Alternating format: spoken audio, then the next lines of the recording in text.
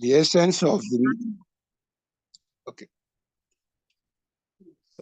Sorry for the interruption, sir. Yes, okay. Yes, the essence of my message is that I want to, when I say I wish I was there, what I have in mind is the fact that I would have had as much to learn from you as I might have also contributed to the roundtable. Because I think that at this stage, we need both an intergenerational dialogue as well as an intra-generational dialogue. So the intergenerational dialogue would have involved me and my friend and colleague, Professor Oshobison, and to a lesser extent, Ahmed Yerima, because he's not exactly of our generation, but he's close to it, closer than you guys. Yes, sir. But as for the intergenerational dialogue, I would have just been a patient listener to understand, what you guys are working on. Well, when I say guys, I mean women playwrights as well. This is the trap of language. I'm not coming from a male-dominant perspective. I'm just using language, and sometimes language, trips up, plays us tricks. So at any rate, that's what I want to say.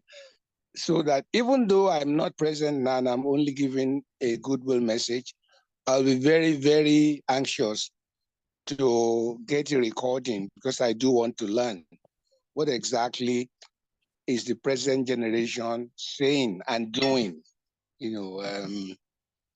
I have to own up to one thing. I feel a little inadequate that I am not up to date with what's happening, let's say in the last 10 years. And I want to learn. So at any rate, please, I wish you a hugely, hugely successful roundtable, and I shall be waiting to hear the fruits of the harvest of the roundtable. I thank you for giving me this opportunity to address you. Thank you so much, our own very, very renowned academic, theater critic, and of course, one that we have all read, Uncle Jaifu. I'm sure that the GM would want to respond, since I know you broke a major activity of yours to join us. But I think we should allow also Professor Femi Osofison, who has already granted us an interview for this program, to say a word, so that those that are here will see him live. And then the GM will respond to both of you before we allow you to go. We are very grateful for your interest in our development, sir. Okay, thank you very much. Yes. The last time I saw you was in Serbia during the Italia Awards. Oh, yes, that's right. Yes. Well, a lot has happened since then.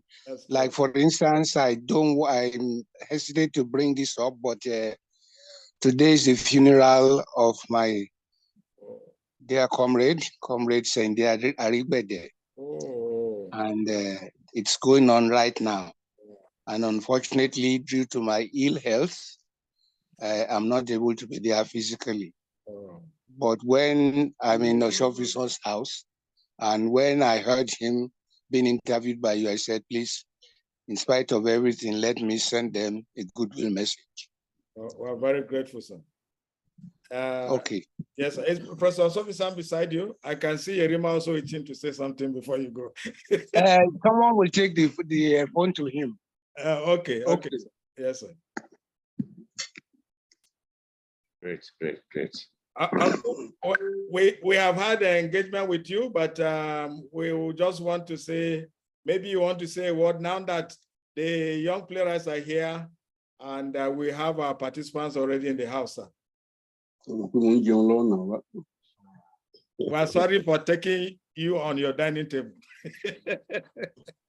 But that's the joy of technology.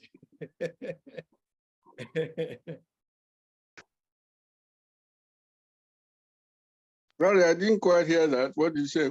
I said, we're sorry for following you to your dining table. We disturbed your breakfast. Because we're having an interview with you, and now we are still coming back to you. I said, you may wish to just say what? We have the 3 panelists here. We also have Professor Yerima and a lot more participants in the house. You may wish to say something before the GM will receive this special surprise from Uncle BJ. Okay, well, say I've already talked a lot. Yes, sir. So I think we need to hear from them now. So well, we're all the best, and I'm happy that you've been interested in writing at all in these days where everybody just wants to rush to money. Yes. Thank you very much. Thank you so much, sir. Well, okay. We would take the response from GM, but Professor Yerima, it would be improper not to allow you to say something. Professor Yerima, you may wish to say something before the GM will respond, sir. Well, first I want to say a very big hello to my 2 big uncles and teachers and mentors, Professor Biodun Jefo, Professor Femi Oshofison. I won't be sitting on this chair without them. So I want to thank them for the support they have given to this program. Then I also want to congratulate the GM for this initiative. When we were in the office, we didn't have this Zoom technology and all this technology that chase people to the dining table. We are very grateful. We are very grateful that you guys are keeping the flag flying. God bless you. Thank you. Thank you. Yes, our GM and Chief Executive of National Theatre of Nigeria, Professor Sanyo Dodo, please. I think I'm so lucky and honored to have 2 former chief executives of National Theatre on this platform, and to even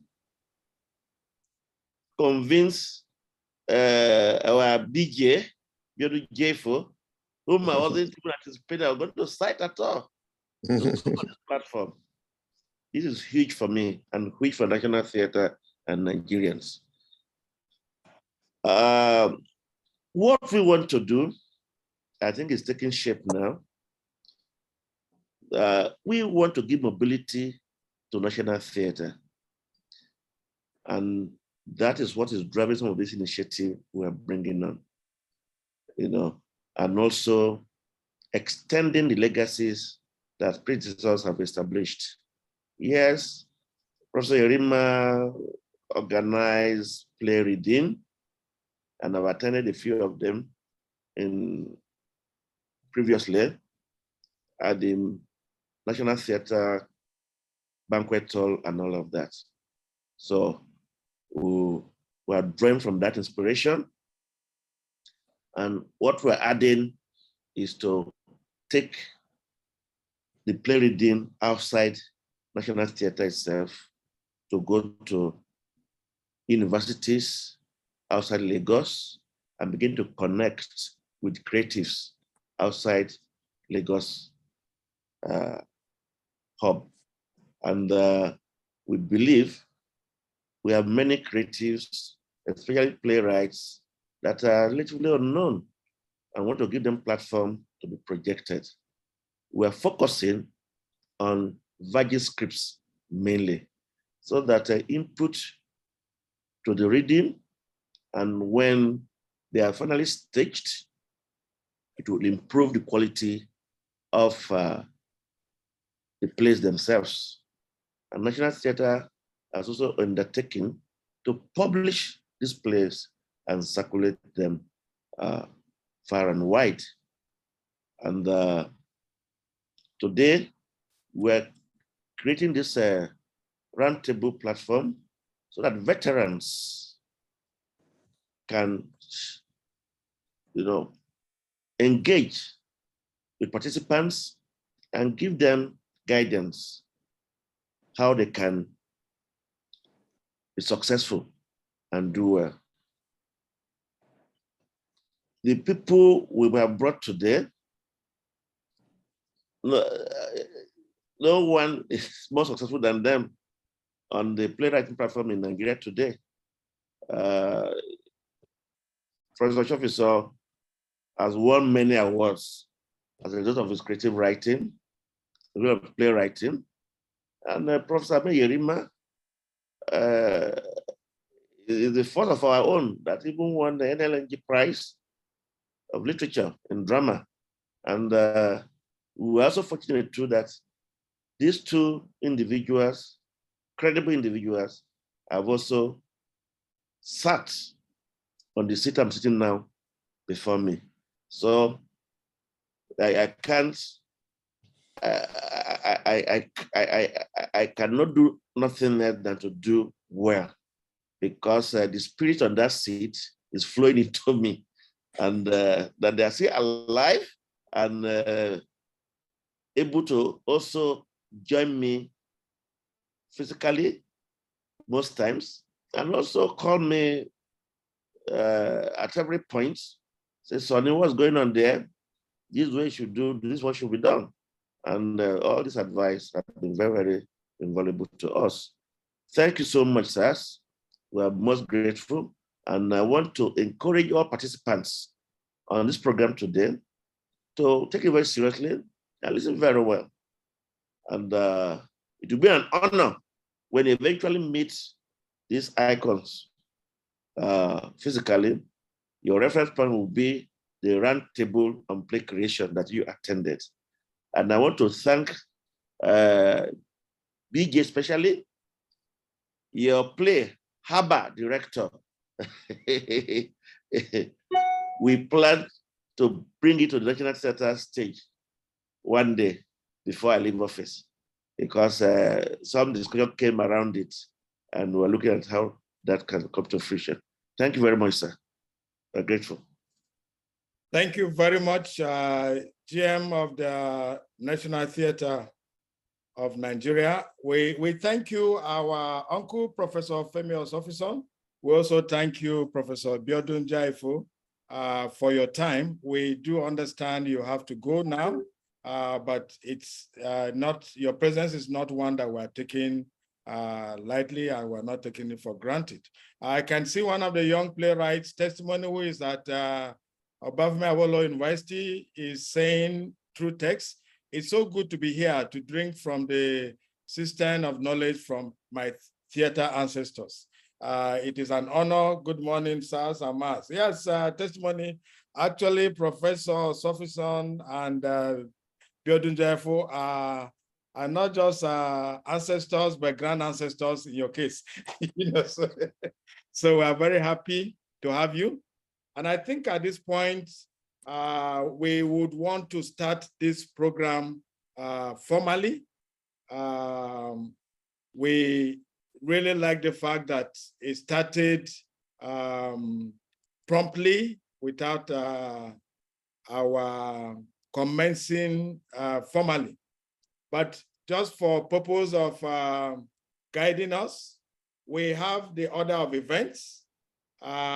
We expect that we will take the national anthem now, because what we have is a pre-engagement interaction, which we're happy that it has afforded us opportunity to interact with our icons. So we would invite you at this point to please put on your microphone, and we will take the national anthem together, and possibly put on your video so we can demonstrate patriotism. We can play sync. We don't want to play the audio. So you can stand if you like. It's also good for your back. So we'll take the national anthem at the count of 3. 1, 2, 3. Right.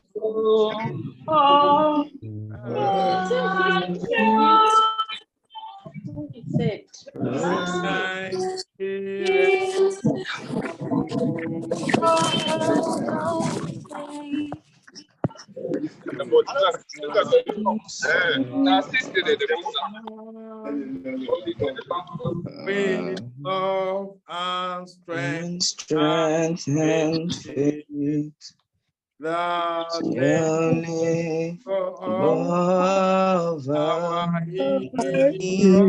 prospers shall never be in vain.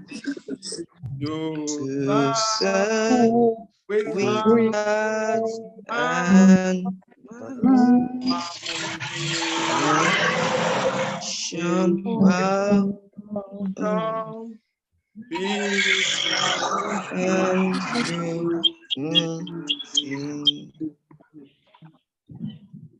All right, thank you very much. It's deliberate that we thought, in as much as we're using technology, we should not recite, we should not play the audio, rather we should sing it, so that there is an interface between live and the digital platform.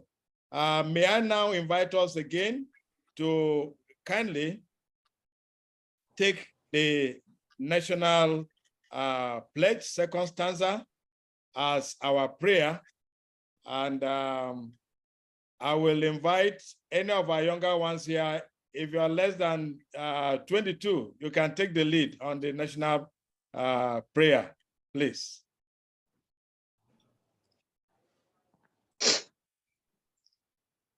Okay. I pledge to Nigeria. My country. No, the second stanza. My country. The second stanza. O God of creation, direct our noble God, guide right our leaders, right, help our youth, the truth to know. In love and honesty to grow and live in just and peace. Great love, tears, and to build a nation where peace and justice shall reign. Okay, thank you very much for that very beautiful rendition of the anthem and the national prayer. I realize that because it's technology, we still have some of us trying to get used to technology. So the admin has resent the confirmation email. Normally when you register, there will be an email sent to you. It is there you'll get the login details. So if you have your colleagues or friends that are yet to log in and they are having challenge logging in, please let them check their email. Or better still, you can check the chat box and there is a link there you can share with them. 49. At this point, they would want to call the house fully to order. And that means that we would have to allow only those designated to speak until we get to the interactive session. So let me refer us now to the schedule of activities, the order of events. We are now on the third item, which is the speech by the moderator. And by the grace of God, I am Professor E.S. Dandaura, President of the International Theatre Institute, Nigerian Centre. I have been invited to serve as a moderator. This is the opening event of the third National Theatre Festival of Unity. And the festival will run for the next 3 days. And the National Theatre has rightly thought it wise to have this National Roundtable on play creation. This is to further drive one of their projects, which is the National Theatre Play Reading Series, as will be highlighted by the General Manager, Chief Executive in his speech shortly. The National Theatre also believes in collaboration, and rightly true, they reach out to the International Theatre Institute to see if we would want to collaborate on this. And so the Nigerian Centre of the International Theatre Institute is collaborating with the National Theatre on this. And that also means that what we're doing will be available to a global audience. It also means that we're going to have a few of our global colleagues joining in. And the proceedings of this roundtable will be shared with the international theater community, particularly at the World Congress of the ITI-UNESCO, which we hold in February in Fujairah, United Arab Emirates. So with that brief introduction, let me welcome you. Let me especially thank our two mentors, Professor Femi Osofisan, who was with us in the house, and also Professor Ahmed Erima, who is with us in the house and will be sharing his experiences with us. Because Professor Osofisan needs to be on transit immediately, he has granted us an interview. Besides greeting us here in person, we'll be sharing that interview in the course of this program. So this is why we're here, and we are very excited that you have made it into this house, which is historic in the development of the National Theatre Festival of Unity. I have shared a link in the chat box. I do know that some colleagues might be having some challenge. The link you can share with your friends, your students, your colleagues. That will help them to bypass the registration link so they can join us since we have started. So please feel free to share it on the various platforms, on NANTA platform, on SONTA platform, on ITI platform, and all our professional bodies. Let them know that the roundtable is on, and they should feel free to join in for free. With that brief introduction, let me now welcome to take the microphone and the screen, the General Manager, Chief Executive of the National Theatre of Nigeria, Professor Sunday Enesi Ododo, F-SONTA FTA, F-FANA, FNIPR, FSNA, and fellow Nigerian Academy of Letters, to please give us the welcome address.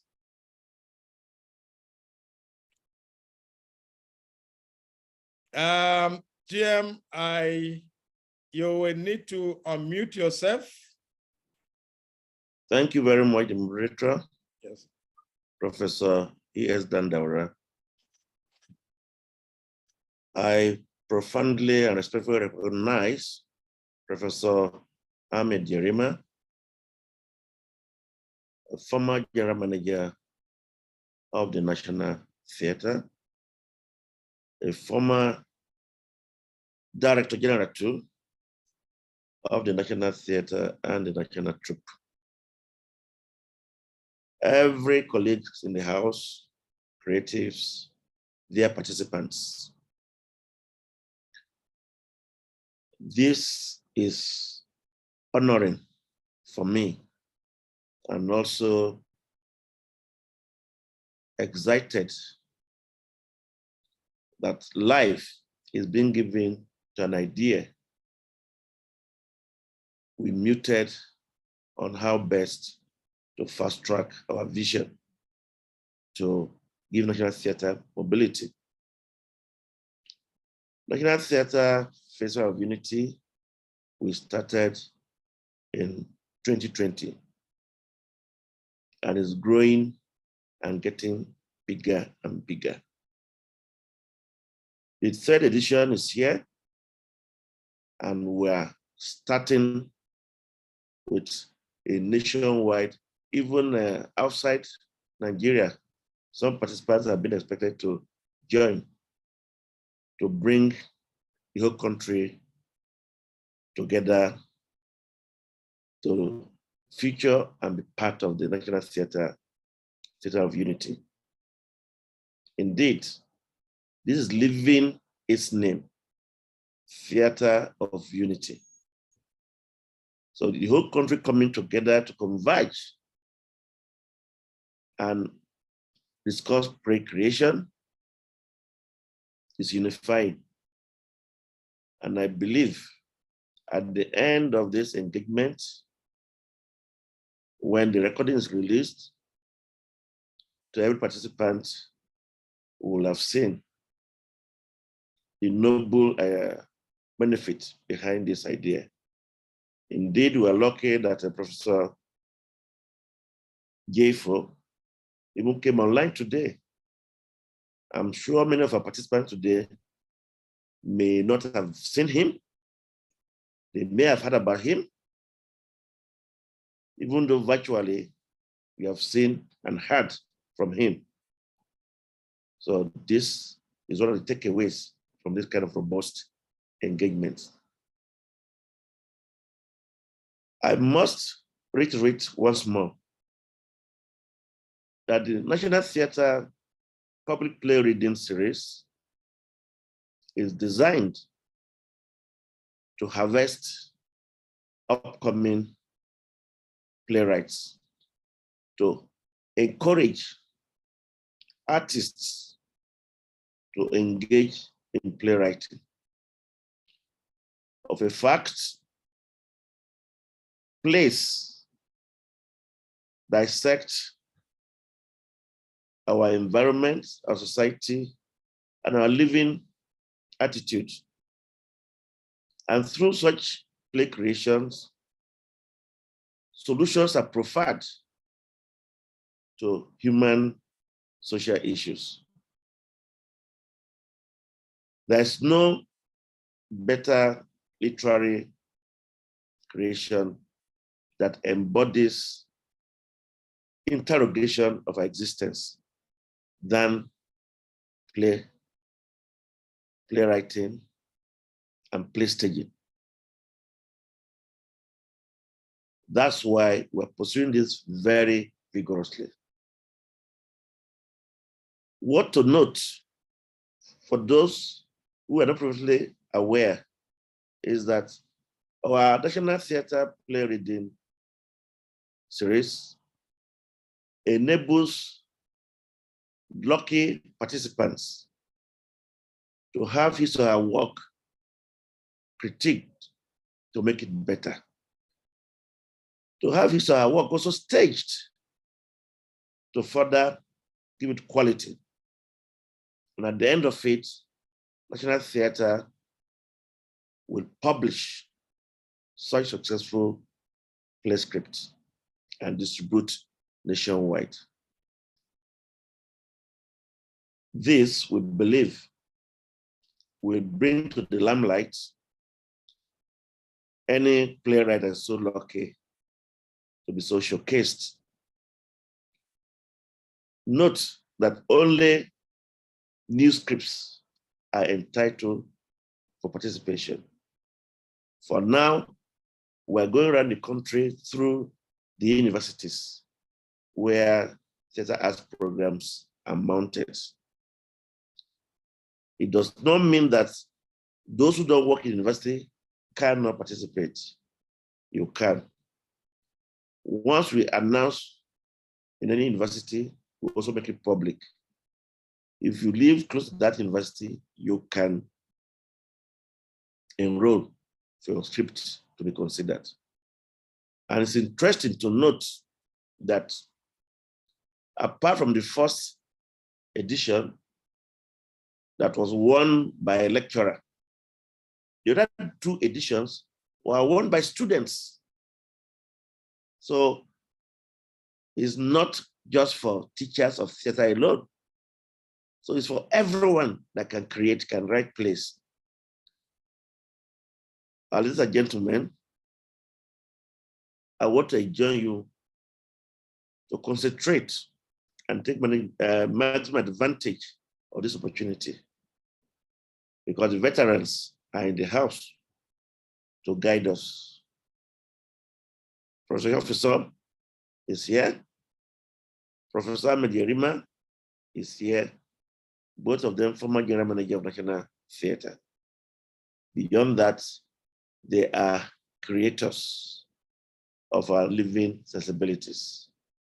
They are experienced, they are award winners, and they have a lot to give us today. On this note, I wish all of us happy participation. Welcome to the first day of National Theatre Festival of Unity. Thank you. Thank you very much, General Manager and Chief Executive of the National Theatre. We will now move to the next activity, which is to receive goodwill messages from our leaders that are in the house. First, let me invite the president of Centre, who is represented by one of the vice presidents, Professor Diron Ani Miju, who is in the house, I believe. Professor Diron, if you're in the house, sir, you have the microphone and screen now. Kindly unmute yourself. You can now unmute yourself, Professor Diron.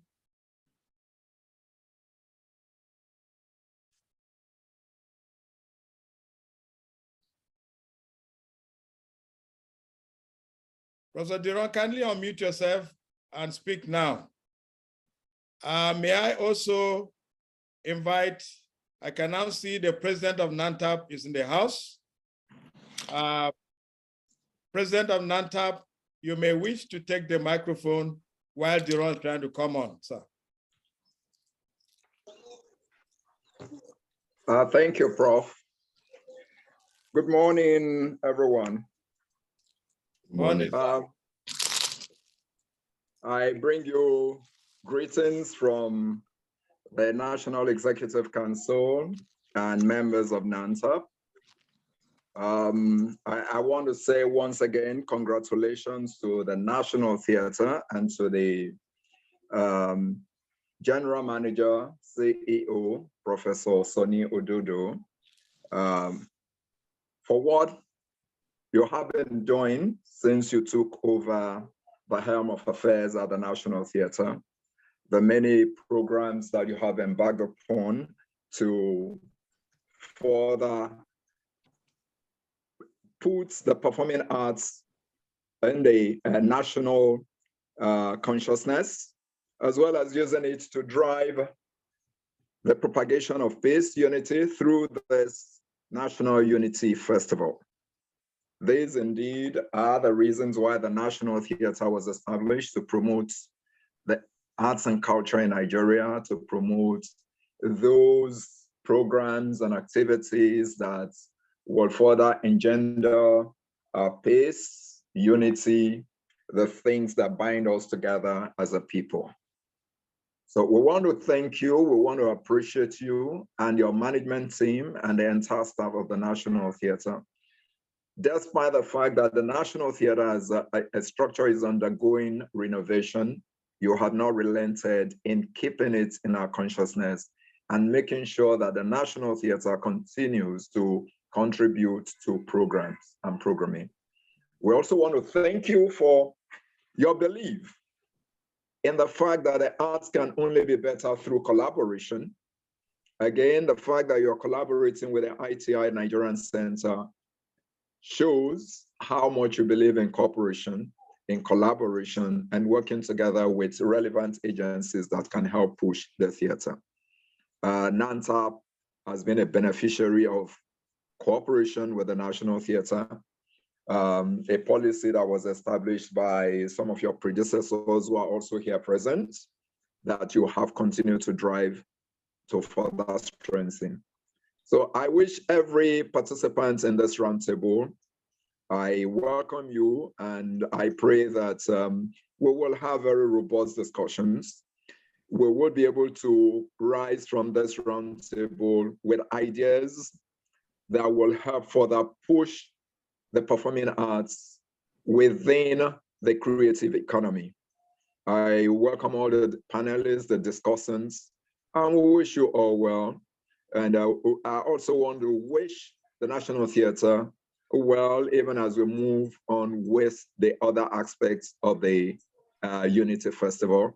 This being the first leg and the opening, as it were. I pray that by the end of the festival, we would have further moved the sector a step further than it was before this festival. Once again, congratulations, the GM sir, and members of the National Theatre, beg your pardon, as well as all the participants. Thank you very much.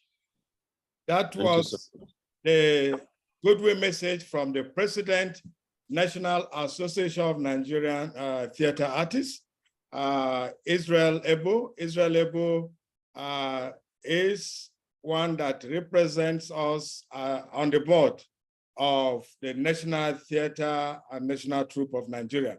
Thank you so much, sir.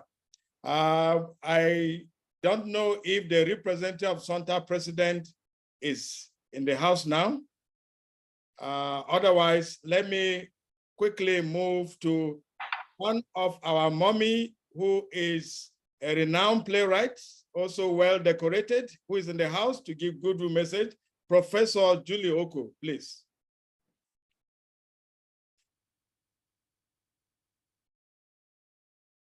Professor Oko, you may wish to release your microphone and speak to us, please.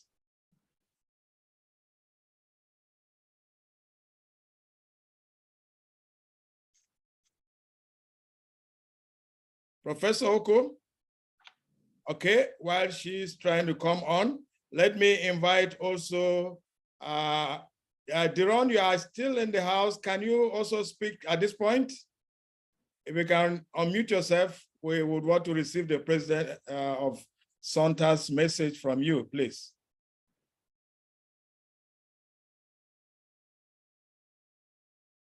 Professor Deron Ademeju Bipo, can you hear me? Are you able to release your microphone and speak to us? All right, let me invite Professor Oko, if you are there, you can intervene at any point. We have just 5 more minutes for goodwill messages. We would also be taking in this order goodwill message from our very restless and indomitable culture advocate, German Anikulapo. We'll also be taking from our sister and retired director at the National Institute for Cultural Orientation, Dr. Bridget Yerima. Would also be taken from director with the National Council for Arts and Culture, Dr. Denja Abdullahi, and former president of ANA. So please, you may all wish to release your microphone one at a time and share your goodwill messages, please. Well, Prof, thank you very much. I mean, you called my name first. Yes, sir. Well, yes, I actually came here to listen, as I told you privately, that I just want to listen. Yes. But it's also good that we are having this. I'm very happy to be here. I came here to listen, actually, because for those of us who write on the arts, one of the problems we found with Nollywood, which is our face, is the fact that the script is always the weakest link. Now, even though we're making all the, we're claiming all the glories around the world, but we know that we still have serious problem with the script, even with the major film that have just been released. In an age where the whole idea of musicals have taken over the stage, we really have to be very careful. Otherwise, we may be producing concerts in the place of theater and, misnaming them. So it is a very good initiative. And I tie this back to what Professor Shovison was leading us to in the past with the annual convention of playwrights that we did Ife, and those things. I think we should continue in this trajectory. Thank you, ITI, and thank you, National Theatre. And wish you, National Theatre, a great festival ahead. Thank you. Thank you so much, German and Anikulapo. You have always been there for this sector, and you have been solidly there to ensure that the National Theatre maintain its mandate and remain in focus from time immemorial. We will quickly take the remaining 3 goodwill messages and move to the next activity. Please, you can unmute your microphone in no particular order. Dr. Yerima, Denja Abdullahi, and representative of Centre President, and of course, Julie Oko. We have just 3 more minutes for this. Yes, Dr. Yerima. First, I want to express my pleasure at being at the gathering. I want to use this opportunity to congratulate the National Theatre for this excellent and brilliant idea of hosting this roundtable. Because I believe, as it is articulated, it will not only provide them with further ideas on how to execute the festival, but it will also improve on some of their projects, subsequent projects. So on behalf of myself, I want to congratulate the National Theatre, to thank the collaborators collaborating on this epoch, 1 minute, and to wish them the best festival ever. Thank you so very much. Thank you so much. We understand why you had to confirm whether you are speaking on behalf of yourself or the larger family. Thank you for your good message. Yes, the former President Anand, Director, National Council for Arts and Culture, Zonal Northeast. Go ahead, sir. Okay, thank you so much. I'm very happy to be in the midst of this very important program, which I believe is meant to generate a lot of talent and also give visibility to budding playwrights. Yes, of course, the issue of playwriting is one that has suffered, not because the talents are not there, but because we are not really focusing on emergent plays or good scripts that are out there that should be given prominence.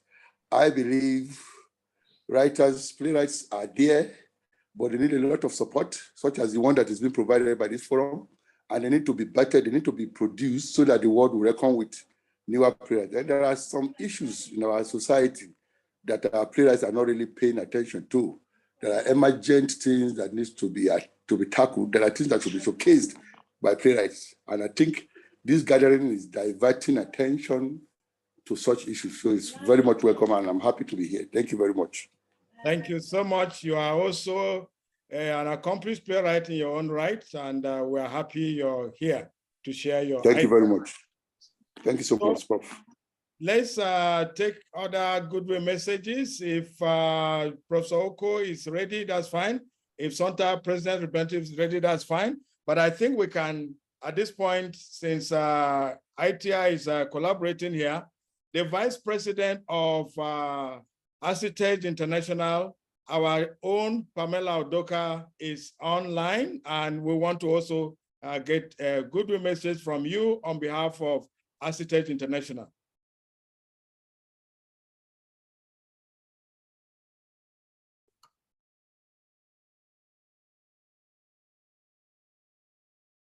Heritage Vice President International, please.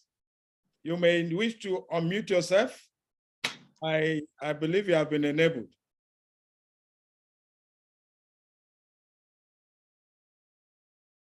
Do you still have challenge? Admin, quickly check to see that she's been enabled to unmute herself. We're sorry, we have switched to webinar mode, so only those assigned to speak can speak for now. But of course, we'll be switching over to allow people to unmute themselves. So I think that that is the problem with, yeah, I can see from Pamela.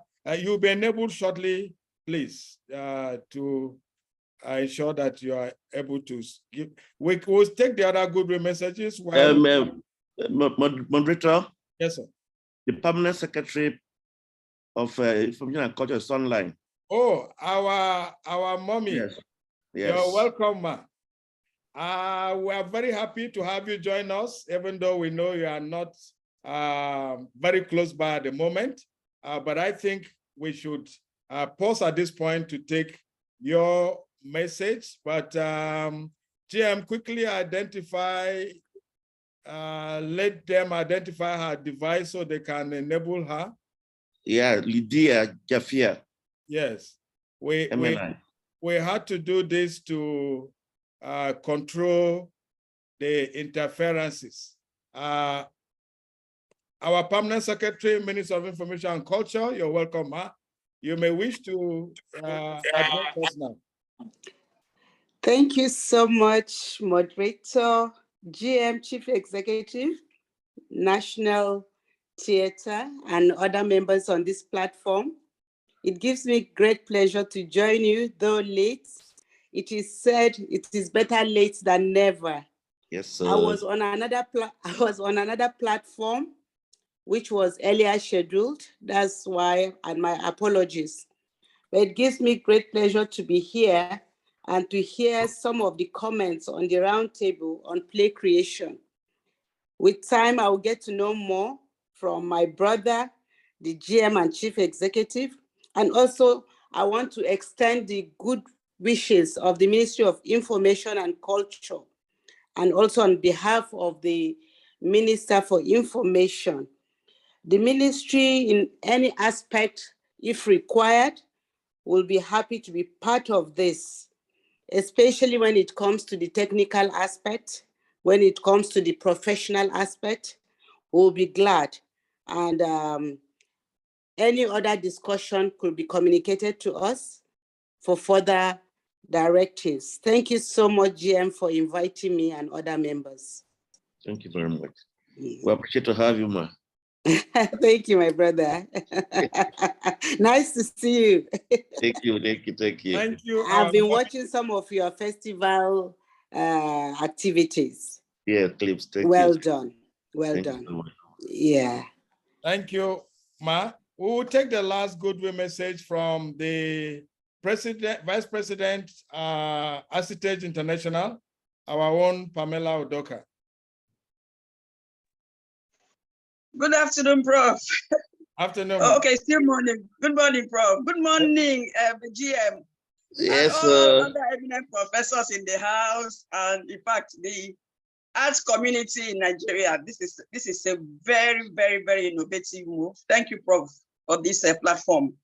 I bring you greetings from the Heritage International President, Sue Giles, and this particular playwriting roundtable is coming at a time when, as Heritage International, we are trying to have a streamline or trying to synergize practice when it comes to theater for young audiences around the world. So by Nigeria having this playwriting platform, we will now be able to translate this into an international document that's coming from Nigeria, that we can also say this is what we are doing. And I hope most members of Heritage Nigeria are on this platform. They will learn, because what we are doing in Nigeria should not just be just for Nigeria. We say write local, but play global. That's one of the Heritage International mantras. So when you're writing a play, you're looking at your national and local realities, but make sure that you apply them internationally. When you also write a play, also have in mind the touring background of that play. So you cannot write a play and just expect that you perform them only in Nigeria.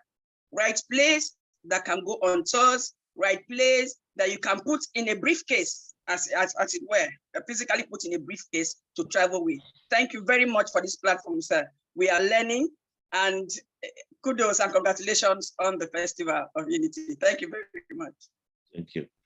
Thank you so Pamela. much. Our own Pamela. Vice President of ASITEJ. For those who don't know, ASITEJ is the International Association for Theater for Children and Young Audiences. And she's making us proud as the only Black amongst the committee, 10 members, and she's actually the Vice President. We do appreciate you and love you. We will— Thank you very much. Yes. I'm told the Vice President of Centre is been enabled now. We're sorry you were not able to speak earlier. Please go ahead, sir. And Oluwabafemi is standing by. Oh, our mentor. Yes. Yes, Professor Duron, please speak for President of Centre. Otherwise, we will take our mentor, who is chairman of the Professor Duron, can you unmute your microphone and speak? Otherwise, we'll take Professor Olobafemi, who will speak for everybody in Centre, in addition to speaking for himself as our mentor. Duron, do you still have challenge?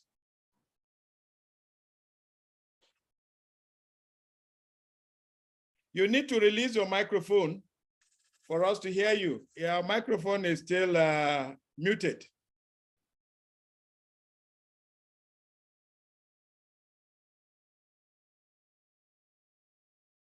Duron, are you there?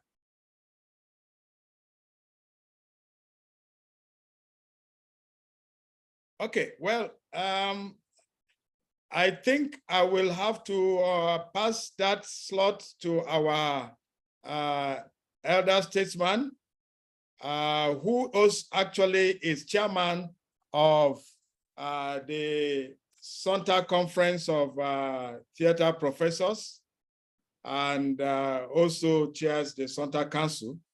Professor Olobafemi, you may wish to speak to us in your capacity, as also provide us a goodwill message in that regard, as well as on behalf of all Centre members, since you are a trustee of Centre, as well as the fellow of Centre as well.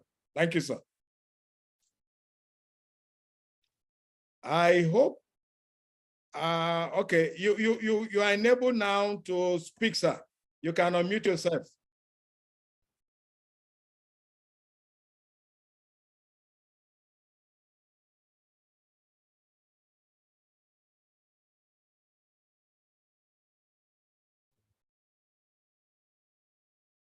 Professor Bafemi, you can unmute yourself, sir. Duron, you can still put message in the chat box this time. We may not be able to wait for any longer.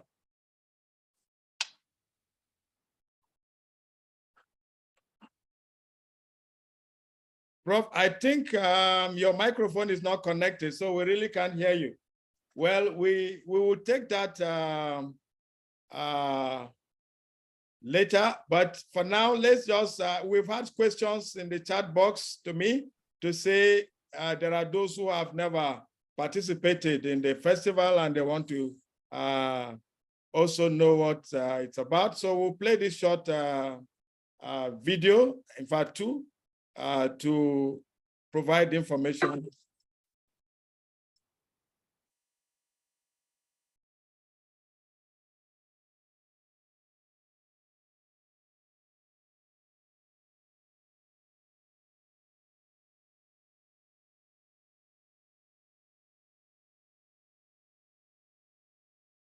Oh dear.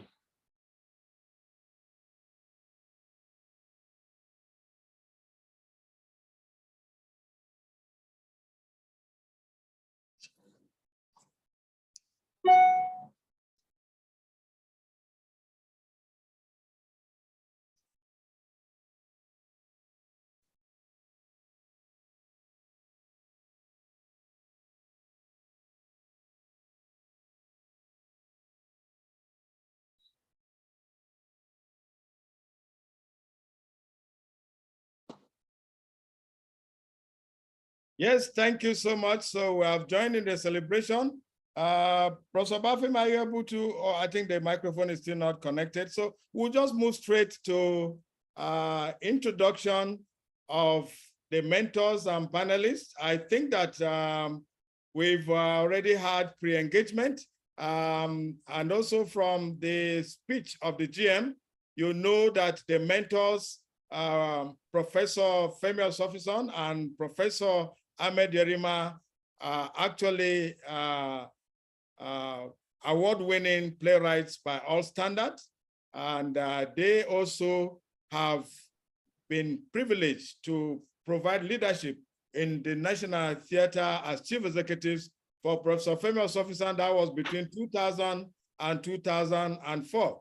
And for Professor Yerima, it was between 2006 and 2009. And indeed, he combined all the belts available under the National Theatre and National Troupe Act when he ran the two agencies as Director General.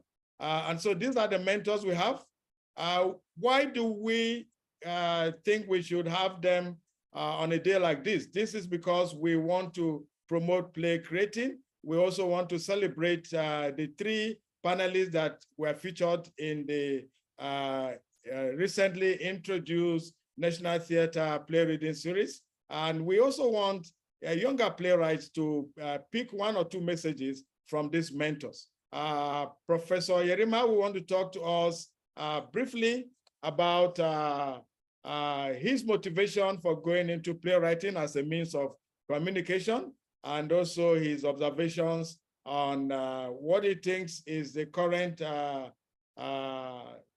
atmosphere in terms of production of plays and creation of plays from our upcoming playwrights, and areas he thinks that our playwrights that are upcoming need to look out for. But first, what is your motivation, sir, when you chose to go into playwriting? Because you have you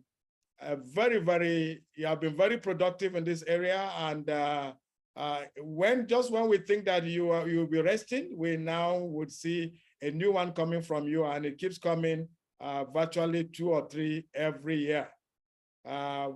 Would you want to share with us what your motivation is? Why is playwright so important a medium to you, sir? Professor Yerima, sir.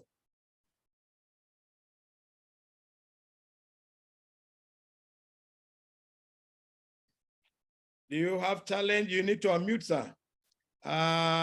You are actually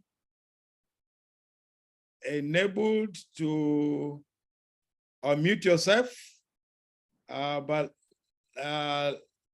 let's quickly check again. Professor Yerima, are you still with us, sir?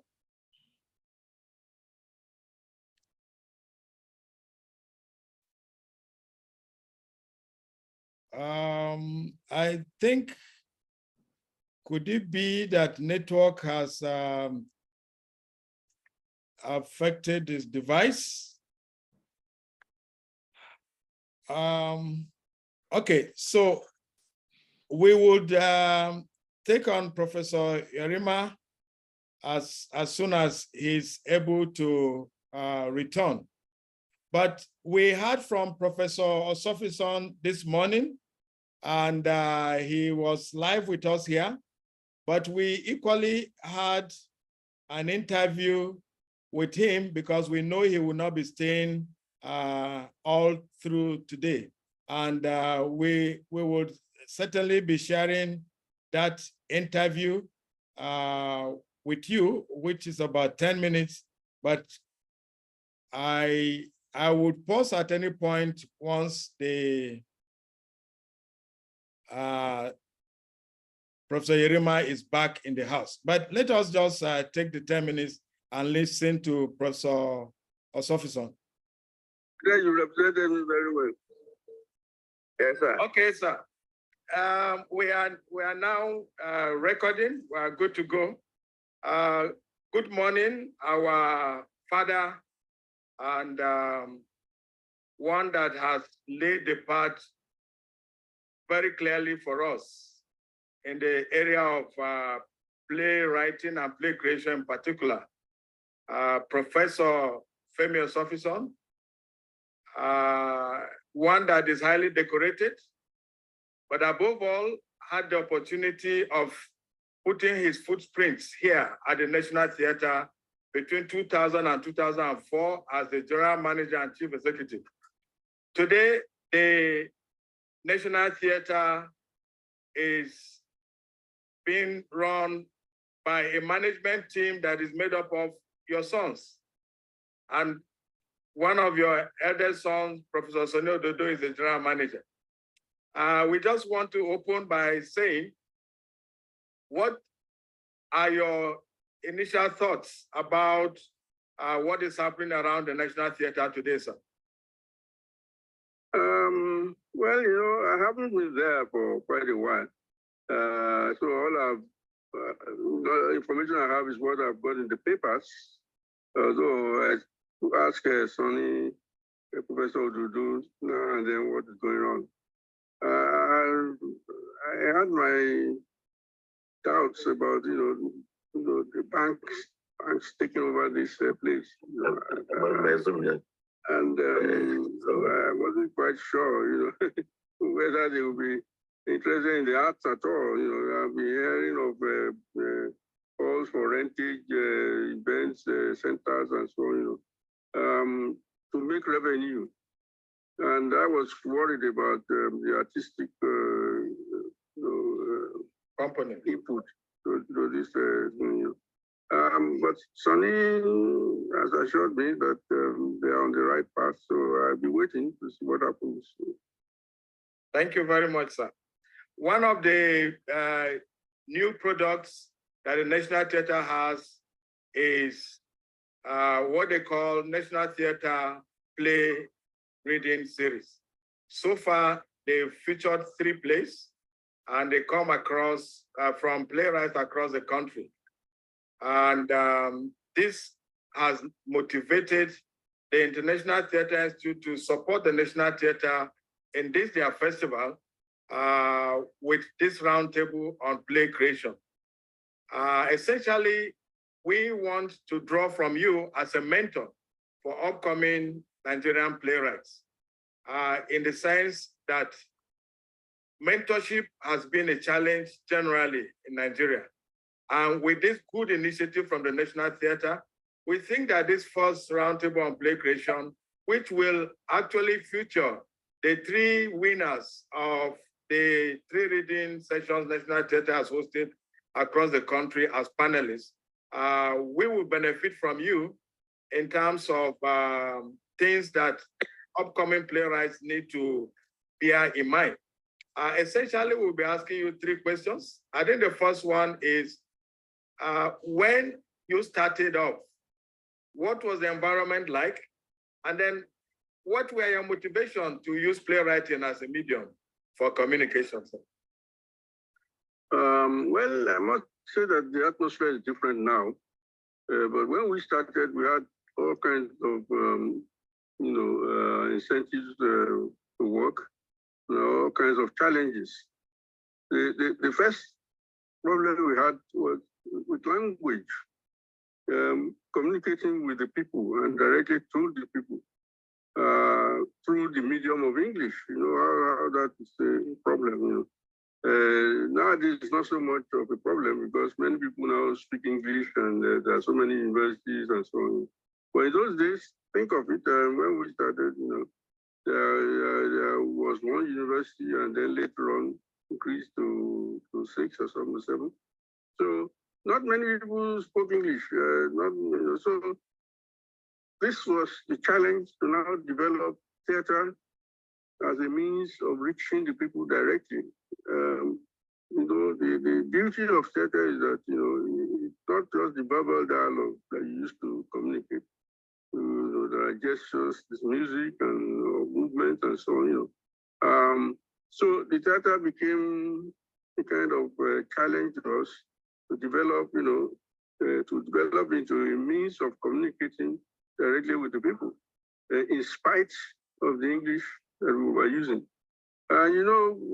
This problem has remained till today, since you have so many languages, so many people, so many ethnic groups. How now do you communicate with all these people? So English was the one language that was handed over by the colonialists, and we just pragmatically adopted it. Now, but English, there's English. You know, there are so many types of English, you know, and different levels of grammatical. So that was there, you know. I think now this situation is different. You can use English comfortably, and then pidgin and so on, you know, pumped out. So in terms of that, I think, you know, that's less of a problem now. The problem, though, is that we now have new challenges too, because it seems as if the audience has migrated to film, you know, to film, yes, Nollywood, and then Netflix and so on. You know, these are the new attractions. And in any case, getting even theater venues are not that many. I mean, well-equipped theater venues, you know, are not many. The audience itself is not really, particularly in Lagos, you know, it's so difficult to participate in theatrical productions because of, you know, look at the traffic before you get home, before you start going to you know, people just sit around the screen and watch what they want to watch. So I think this poses a new challenge to theater makers, you know, how do you want to now resolve this? How do you want to get around this one, bring in the audience, and then, you know, even in terms of paying, you know, how are you going to make it profitable? Because people have other challenges now. There's so much poverty. So, you know, so these are problems for our new playwrights. Thank you so much, sir. So one very strong point you made is that because of the language question and some other limitations at that time, you saw theater as a universal language that you can actually use to connect with the people. So maybe in very few words, we want to find out from you, what is your opinion of the current crop of Nigerian playwrights and the entire industry of play creation? It will be difficult, you know, to take a general view of it now. You know, I mean, I myself, I'm not that current with what is going on in theater. You know, I've been since I retired. I was away for so many years from the country. But I can, you know, what the little I see, I can see, you know, great enthusiasm. You know, the younger ones who are at least in theater, you know, seem to be very much interested in doing the work they're doing. And in any case, also they are bringing in new techniques, film, you know, cinema techniques and so on into their own work. The way they advertise now, in fact, is very interesting. They use the old format that is associated with the cinema. So I think those who are interested in it are quite, what I'm not sure about is the kind of themes, the subject matters. Because of the difficulty now, you have to raise funds, you have to do that. I think they're getting more and more pushed towards the, you know, the same things that attract people to film. So that when you, I mean, I watched my play done the other by some group the other day, and you know, it was so much dancing. So they put so much dance into it. I mean, literally, you know. So, but this was, they told me this way they could attract the audience. The audience want to see such things. And I said, well, okay, that's a new way of doing it. Let's see how far it goes. Well, thank you so much. We will be returning to that video. Fortunately, we did not spotlight the videos when we are recording, so I'm told that there's more of that screen than images, but we will be taking that, the concluding part of that interview at the end of this statement. The DG National Broadcasting Commission has been online to also give his goodwill message, because heads of designated heads of parastatals in the ministry have also been invited to join us to give their goodwill messages. So the DG NBC, sir, you may wish to speak to us, so we can now return to the playwrights. Kindly unmute yourself, sir. Can you hear me? Very well, sir. Okay, let me say good morning again to all of you over there. First of all, I would like to apologize for my inability to be there physically because of some engagement that I'm having here. That notwithstanding, I think it's good for me to give my goodwill message online. So permit me to stand on all already established protocol.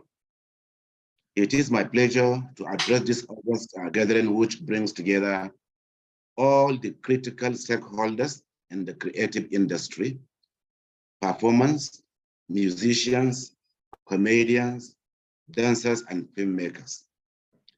Today's opening of the third National Theatre Festival of Unity signifies the National Theatre's commitment to reposition the country and showcase its vibrant and highly creative nature for the promotion of peaceful and harmonious coexistence.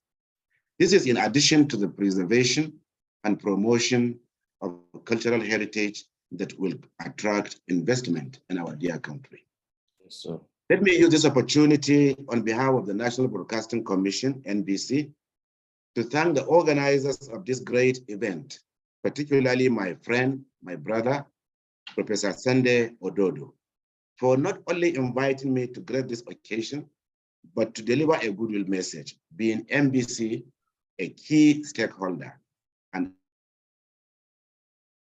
unity, national identity, peace, and cultural sovereignty through the broadcasting industry. Distinguished ladies and gentlemen, National Theatre Festival of Unity has witnessed huge success since 2020, when it started, and has consistently served as an avenue for talents, creativities, and abilities. It has also provided opportunities for job creation in this country. As a broadcaster regulator, NBC as a broadcast regulator has made some provisions in the Nigerian Broadcasting Code to specifically promote local content and creativity. For example, Section 314.1 states that essentially to, number one, promote and sustain Nigeria's diverse culture, more folklore, and community life. B, provide diversity in types of programming content for the widest audience through the limitless variety in the cultural landscape of Nigeria. 4.2 provide that the broadcaster shall promote Nigerian content and encourage the production and projection and outside its borders, strive to attain 100% local content. And lastly, establish a dynamic, creative, and economically vibrant Nigerian broadcast industry. All these are provided for the code to support the creative minds and our youth. Therefore, the Commission calls on the Nigerians to pay attention to promoting our cultural values and arts. Distinguished ladies and gentlemen, I assure the Commission will continue to provide policy guide to the Nigerian broadcast industry for the promotion of talent and creativity through broadcasting. Before the manager of the National Theatre and his management team on achieving this feat, I wish you many success ahead. And thank you very much for giving me this opportunity to give you my good, short goodwill message. I wish you a very successful deliberation. Thank you. Thank you very much, DG National Broadcasting Commission. We appreciate you for your time, and we're happy that you will stay tuned with us, because I know that our broadcast stations need content, and these are major producers of the scripts that eventually become content for the broadcast stations. I can see that Professor Yerima is back, but our youngest playwright here has a test. He's still a student at Obafemi Awolowo University, and he would want to go to write his test. So Professor Yerima, maybe I will give you the first 5 minutes to give your input, and then we'll just take 10 minutes for him to contribute before he goes at 12:30. Professor Yerima, you're welcome back, sir. We suspect that the network was a challenge. Can you confirm that you're able to unmute your microphone? Because having logged out, you might have lost the right. But admin, please quickly enable Professor Yerima to. Moderator? Yes, sir. The MD of Nigerian Press Council is online. Okay. Francis Nwosu. Yes, MD, let me appeal to you so we can take you in another 10 minutes. Please.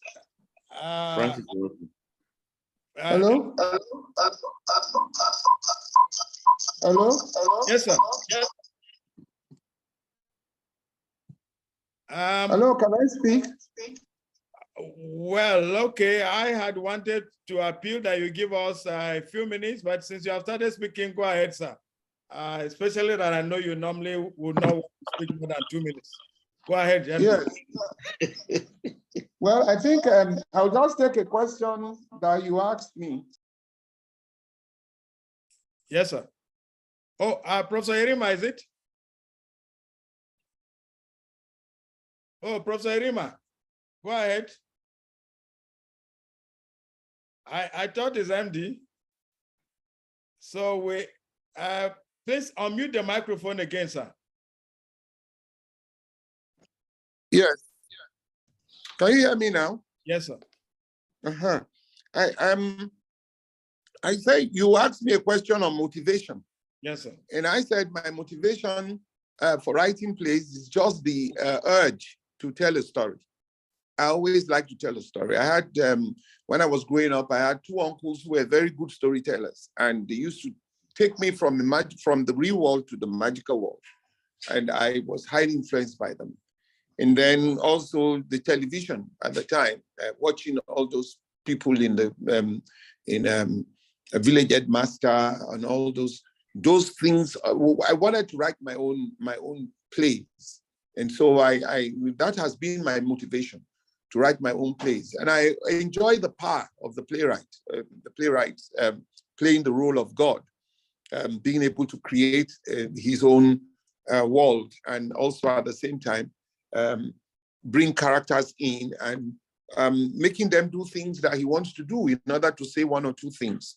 And that has been my main motivation towards writing plays. And I find plays very easy. One, because the characters are yours, they are created, and they say the things that you want them to say. Thank you. I think I'll stop. Yes. Yes, thank you so much, sir. We will be returning to you. And of course, when you say you enjoy the role of playwright as God, that reminds us of the title of your inaugural many years back, The Playwright as a Small God. Yes, we come back to learn more from you. But we'll take the MD, but let us take this, our young playwright. He actually was the third among the three playwrights whose plays have been featured in the National Theatre public play reading series. Mr. Testimony Jesu Tofumi, he is a student at the Obafemi Awolowo University. Testimony, there are just 3 questions I want you to just address before you go. First of all, just as the opening question, what was your motivation for going into play creation, playwriting, as it were? And then I would also want you to share with us, what does participating in the National Theatre play reading series, what does it mean to you and your career in terms of career development? And then the third question will be, what challenges do you foresee on the way of upcoming play creators and playwrights in Nigeria? Feel free to respond to this. If you need me to remind you again, I'll do that. You have 10 minutes to do that so that you can go for your testimony, please. Okay, sir. Thank you very much, sir, for the opportunity. Thank you very much, National Theatre. Thank you very much, sir, Professor Sunday Ododo, and all the brains behind the success and growth of the National Theatre. I also like to thank you very much, sir, Professor Ahmed Yerima, Professor Femi Oshofison, Professor Biodun Jeifo, and all professors, ancestors, and great ancestors in the house. So it was your steps we were following, and it has really helped us directly or indirectly. We've learned from you, and you've helped set us on this path, sir. So about the motivation of creating the play, where 30 roads meet.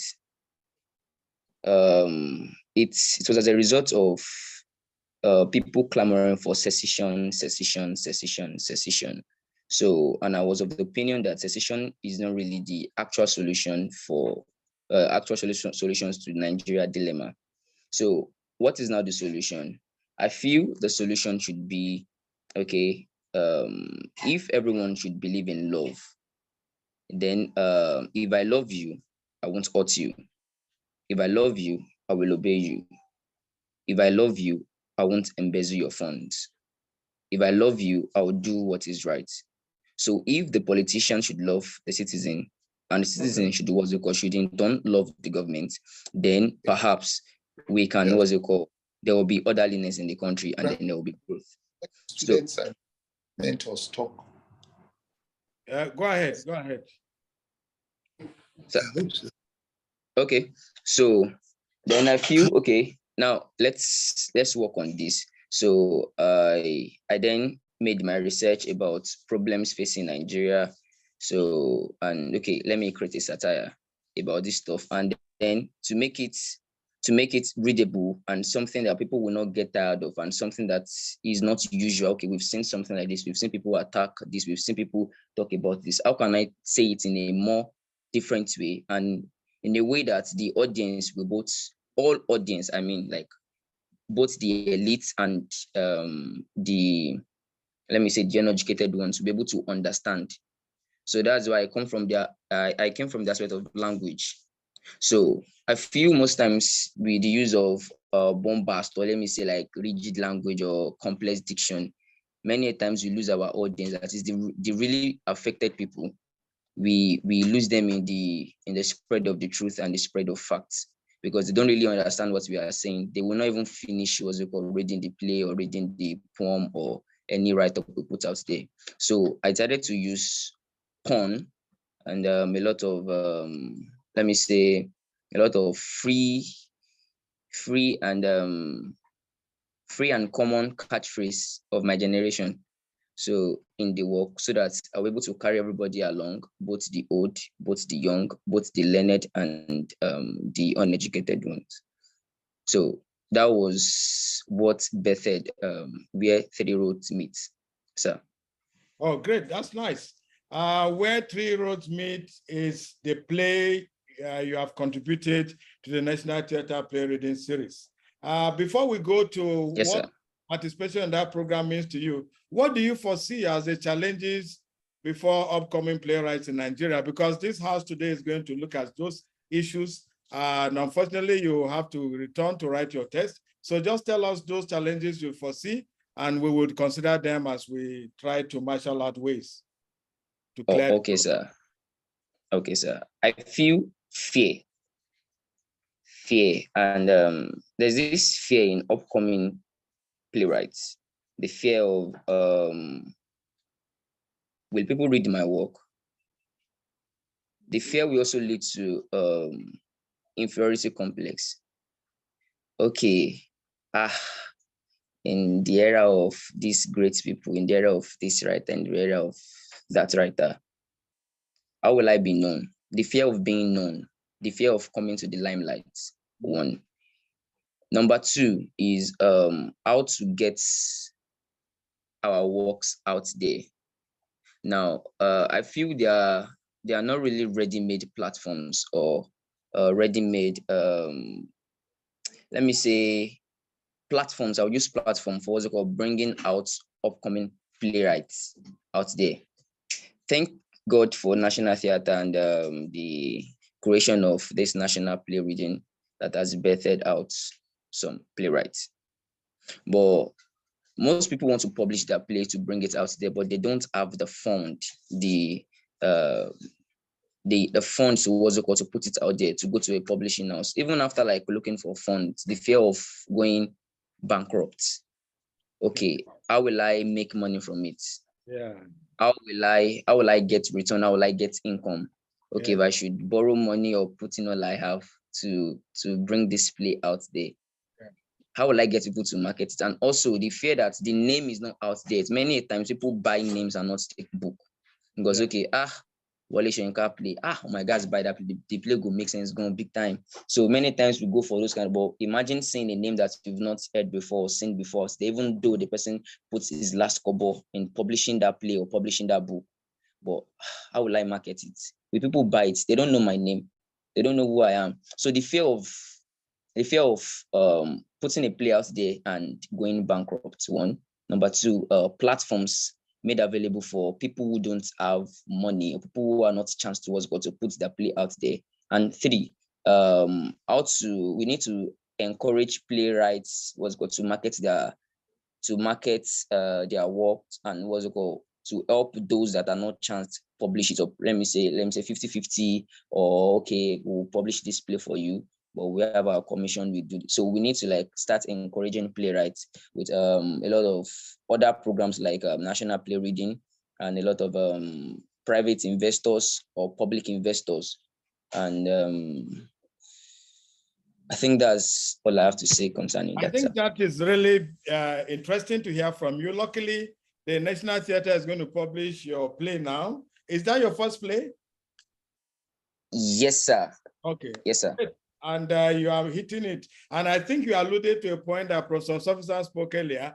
When they started, it was not about commercialization, but you have also agreed with him that your generation is also interested in how do you make a commercial success out of your art. Yes, sir. And yes, sir. You are talking about how to make a name. Luckily, your parents gave you a good name, so your name will sell.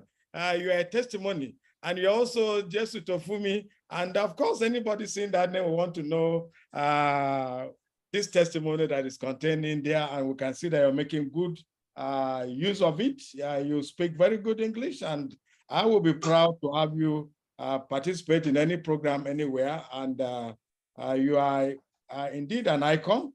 Finally, just in a word, what does this National Theatre play reading honor, what does it mean to you and to your career development?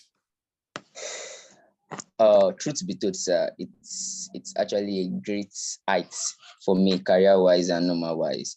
Okay, I went for a program, and part of those schools invited for the play reading, I don't know the students that came, or they are young ones, like let me say in SS1, they're just shouting, uncle, uncle, uncle, uncle, uncle, uncle. Like, I don't know them.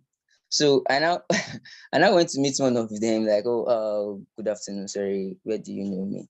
National Theatre, OAU, Oduduwa Hall. I was like, oh, wow, like it has helped it has helped put my name there and respect, and almost everybody wants to associate with me. He's my son, he's my friend. And though many times people now want free works, like national title holder. Allow me play, let me to write a play, let me to do this, and they won't want to pay or something. And then also it made my parents happy because they felt on top of the world that day, and their joy alone, it's so great to me, and because they felt honored. National Theatre, they came to honor my son. They brought us out there. The joy alone, that is one. Then also it improved my morale. Okay, I want to do more. Let me do more. Then also it served as a motivation to many people. Many people now want me to help them out. Like, okay, tell us what you know about playwriting now. I beg me, I want to put my name there. I want people to start. I want award. I want name. So it helped me like be a source of motivation and inspiration to many people out there, to my juniors, those in part 1, and to some of my seniors, those in part 3, part 4, and out there. So then also the respect. So the respect is just much. No, people did not really care about the age, about anything. They were just like, testimony, wow, national honor holder. Your talent. Thank you so much, Jesse Tofumi, for sharing your testimony with us. We understand you have to go for your test. We wish you success in your test. And this will be recorded. You will need to listen to it. And as your professor, certainly, sir, I will give you tests based on the content of the ones you're going to miss while you're writing your test. So have a nice day. If you finish and we're still here, you can still rejoin us. Thank you so much indeed. Okay, sir. Thank you very much, sir. Yes, thank you. So I don't know, we have to move now, but because we have kept the ES Chief Executive of the Nigerian Press Council for long, let me confirm that Francis also is still in the house. I don't know if admin has enabled him. Otherwise, we would we'll return now to hearing from the other 2 playwrights to respond to the same questions we had asked testimony. Can somebody confirm if the ESCO of Press Council is still in the house? If you can help us put a chat in the chat room, that would be good. So let us pass these questions now to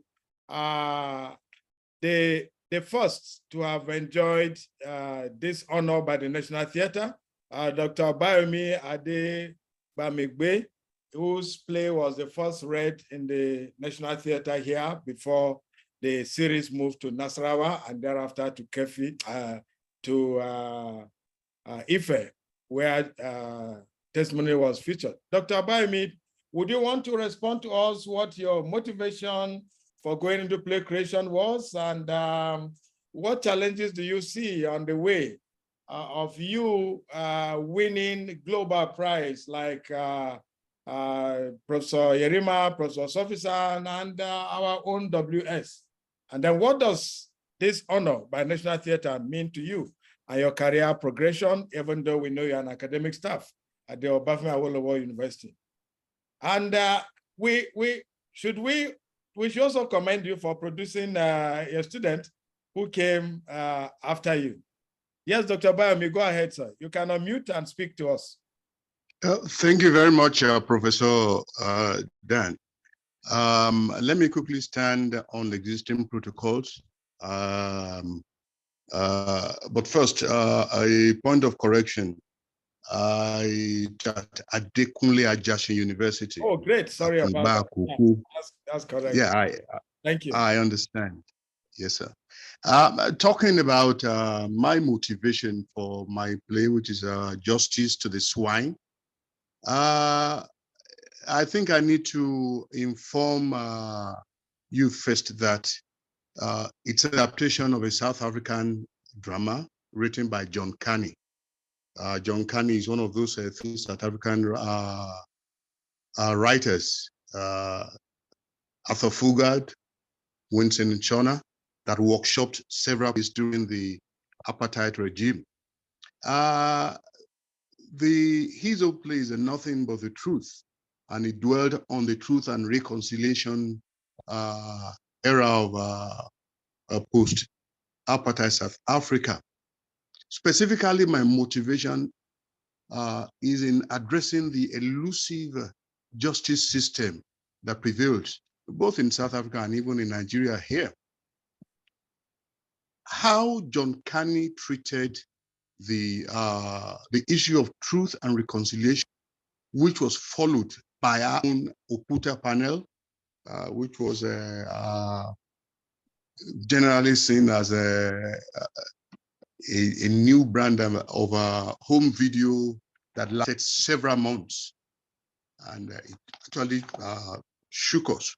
But then he did not attack the theme, the issue of truth and reconciliation at the national level of a commission headed by Desmond Tutu. He went straight to the family unit. And for me, that actually inspired me. And I thought, maybe if we get things right at the family, at the micro level of the family unit in our own country, in Nigeria, maybe we'll be able to get things right at the national level. And so I started working on trying to adapt it for our own situation. So the idea is how he handled it. And again, another thing that motivated me, that inspired me to do it, is a reductive dramaturgy that's known with the South Africans generally, which was occasioned by the apartheid regime at that time. So I feel in Nigeria, most of our plays, Olaro Timi's plays, Professor Femi Oshofisan's plays, most, maybe an exception with Professor Femi Oshofisan, who has plays like Oriki of a Grasshopper, Birthdays Are Not for Dying, and a few other plays like that that have few characters. I feel stage production generally is very expensive to put on stage, and the dream of any playwright is to have his play staged, and which is a legitimate right too. So I thought, with nothing but the truth, parading just 3 characters is exactly what I want. So I started working, and I got moved into translating, or rather transposing, the drama to our own situation here in Nigeria. We now treated peculiar situations, the many unresolved murder cases, assassinations, and again, the need to document our history. The need to document our history also moved me, because so many things have gone undocumented. Some have even been distorted. I just feel the play could be used to put certain things right, at least to counter the other side of it, the other side of the history that are written by those that are visiting all kinds of injustice on people. So basically, those are my motivations for putting the paper. All right, thank you so much. Let us quickly, we will be taking our elder Professor Olobafemi, if he's able to unmute himself, we'll be happy. Kindly unmute yourself. Okay. Go ahead, sir. Well, sorry, we called you earlier, but maybe the technology was not very friendly to us. Thank you. Thank you very much. I'm most delighted to be here. And I want to congratulate the GM, CEO of National Theatre, for convening this as part of his program of innovating theatre, making sure that the theatre is not just a monument, but a live thing that must produce various aspects of our performance life. I think the whole essence of play creation and the involvement of National Theatre in it, especially now motivating younger people by awards and things, is a very significant thing. Especially at this age, or in this age when the theatre has been compelled to beat a retreat because of the sociological conditions that we find ourselves, the socio-economic difficulties, security, and the thrust and the boost of Nollywood. However, if there are plays, there will be production. So the job of playwrights is so important that if our live theater must go on, there must be plays to produce. And this is why some of us are still in this job to ensure that the sense of immediacy, the power of intercourse that live theater has does not belong anywhere else. And so the playwrights have a significant role to play in ensuring that live theater goes on. And of course, in the context of the whole creative and cultural industry and its possible contribution to the economy of this country, we are at the point where, in fact, theater goers' interest will be regenerated. The nation itself must encourage creativity. They must encourage the creative industry as a major revenue-generating industry in a nation that wants to diversify its economy.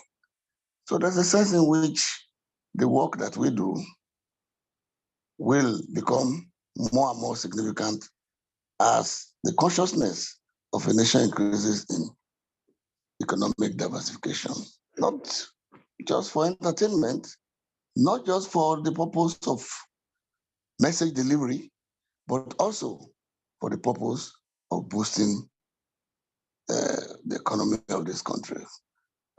At a time when the monocultural product, oil, is threatening to come into extinction, it is important that creative and cultural industry must be encouraged, and playwriting is a very, very critical instrument and factor of this progression that we're talking about. So what is going on is very important, and I think it is one aspect of the job that the GM, Professor Ododo, is making in looking at these various avenues for giving real life and buoyancy to the life and interest and functions of the National Theatre. And I want to also congratulate all the parastatals, GM, who are also involved in this and making it a composite business for all of us to be involved in. Thank you. Thank you so much, our mentor and renowned playwright. NERA has no gender, and to also demonstrate that play creation has no gender, let us have our second amongst the three that have won the National Theatre Play Reading Spots.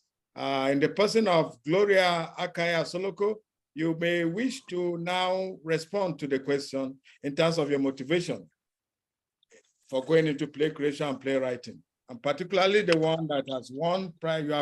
You have won. By the way, it's also incidental that you are speaking shortly after our mentor, Professor Bafemi. You won his prize for play creation in 2018 on the Centre platform, and also this year you won the same prize. You have also won 4 other prizes at the national and continental level. So, Gloria, go ahead and have your contribution. Good afternoon, everyone. Good afternoon, the moderator, the DG National Theatre, Professor Olubafemi, and others. Thanks for highlighting that I won the Professor Olubafemi Prize twice. It is such an honor. As regards my motivation for playwriting generally, not delimiting it to Who Knows Amanda, that's the one that won the honor from the National Theatre. Generally, when it comes to playwriting, I advocate for or against certain social injustices in the society. I mean, looking at the background of playwriting in Africa as a whole, you know, it came from a place of agitation, protests, you know, so African writers, I don't see them, a lot of them, I don't see them as goes in the category for arts. Instead, we're social realists. So I'm one of those persons who, as a development communicator, I use the medium of playwriting as a medium for advocacy. And Who Knows Amanda is one that touches on tribalism, religious bigotry, and nepotism that cause division amongst Nigerians. So also subsequent plays of mine. So for me, I usually say there are two types of writers in the society. One class is the class of writers who allow the society to shape their writings, and then the other is the class of writers that shape the society with their writings. And I choose to believe I am one of those persons. And being given a platform such as the play reading series, it is an honor for me because it is a huge validation having to have your play being read by a group of professionals, masquerades in this field, the vets of submissions, and to emerge the winner is like, oh, this is a huge validation. So this is me also being appreciative of this platform. Thank you very much. Yeah. All right, thank you so much, Akai. Yeah. I want to return now to Professor Yerima, but before that, let's ask you and Doctor, what really do you consider the challenges before playwrights or the process of play creating in Nigeria today? If I may come in at that point, sir. Yes. I think the major challenge, or maybe one of the major challenges that we have, is a poor reading culture of this generation. Would rather watch something than read a book or a play at that. Generally, I believe it's a lazy attitude. And if the dream of every playwright is to be read, and yet is writing to a almost semi-literate audience, then it becomes a problem. It becomes a problem. And of course, there's also the issue of staging. If we take away the university settings from playwriting, there's almost nothing left. It is only by virtue of the various departments of English and performing arts that our plays are being regularly staged. If we take that away, I mean, I don't know how busy the National, the Museum Center, the National is under, is being revolutionized now. So we're expecting something drastic to change positively there. But then looking around outside Lagos, outside Museum Center, how often do we have all these, the staging of these plays? It's, I mean, it's a very sorry case for play staging and playwriting, because there's no platform for playwrights to express themselves live on stage. And I believe with restructuring that Professor Odudo is doing at the National Theatre, with the innovative programs that is putting in place, I want to believe that things will change for better, since we're starting from the reading. It's like it's trying to revive trying to resuscitate the reading culture of our people. I believe the reading culture, poor reading culture, is a major problem. I don't want to talk about the issue of finances. That's another problem, but mainly if people spare their time to read, if people spare their time to go to the theater to watch the theater, in spite of the heavy traffic that's already holding Lagos hostage, I think better on will surmount the challenges. Thank you. Thank you so much. Yes, Akai Asoloko, what are the challenges you see? Okay. I agree with what the previous speaker has said. And in addition, besides the struggle between academic theater and professional theater, is the generational difference. For the millennials, I can say they met a different culture, which is film. And then the current upcoming generation, in addition to film, they have the new media where they have access to all forms of media. And a lot of them, talking from a previous realization in the university, a couple of students I was engaged in a conversation with, I think 2 days ago, didn't even know what theater was, you know. So you find out that they are not even informed as to what this medium is about. Therefore, it leads to the poor theater going. So they don't even know what's happening in their environment. They do not know that there's this form of entertainment, and there's a whole high level of neglect when it comes to theater going, because people have other.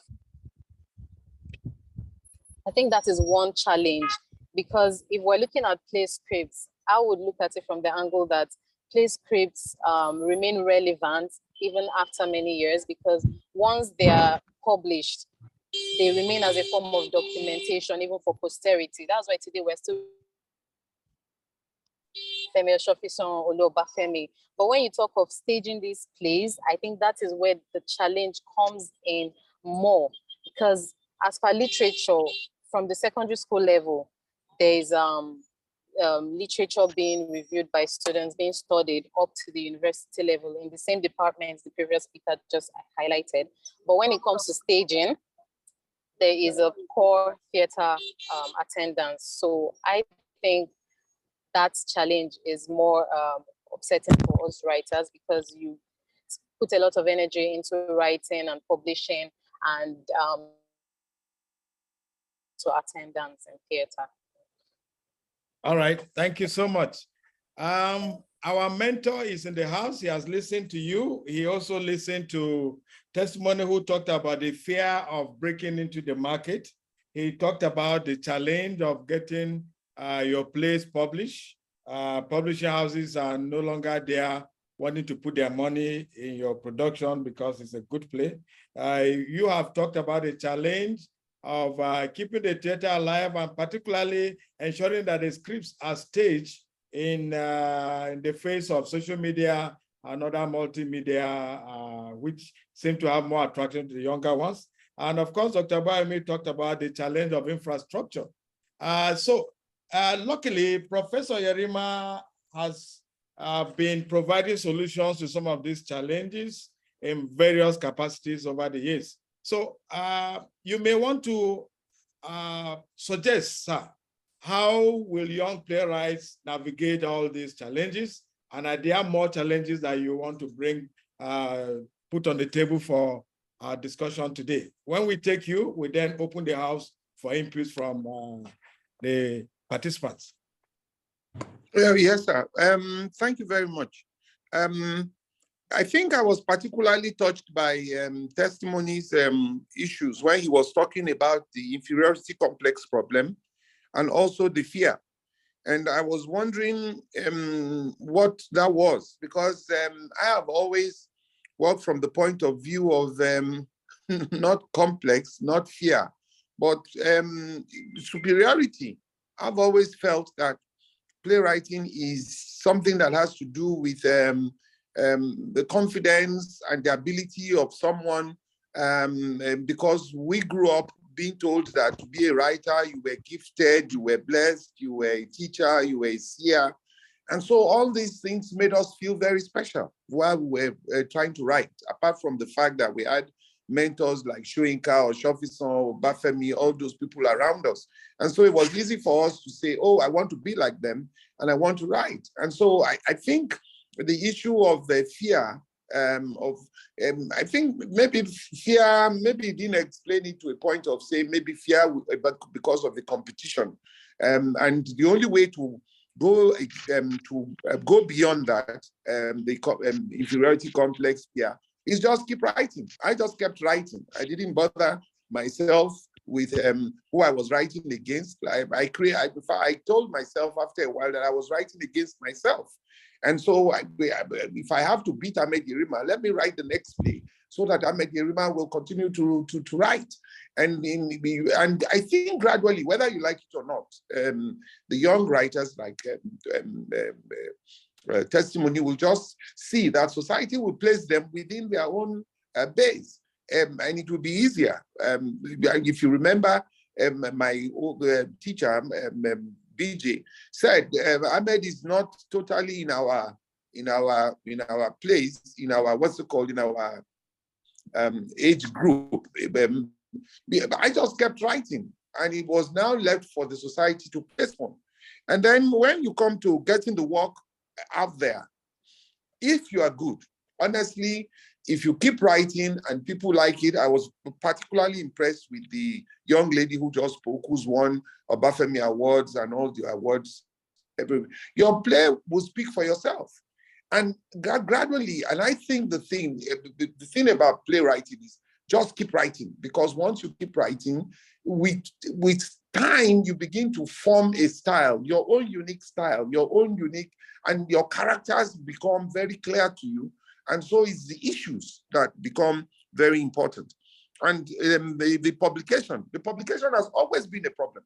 I think with the time the foreign publishers left, our own second generation or third generation writers were beginning to feel it, because by the time Heinemann left, African Writers Series, all those people left, we now had a problem of wanting to find a place to publish our works. And again, the good thing is people like Professor Shofison had established the self-publication series, Kakusela company, all those people.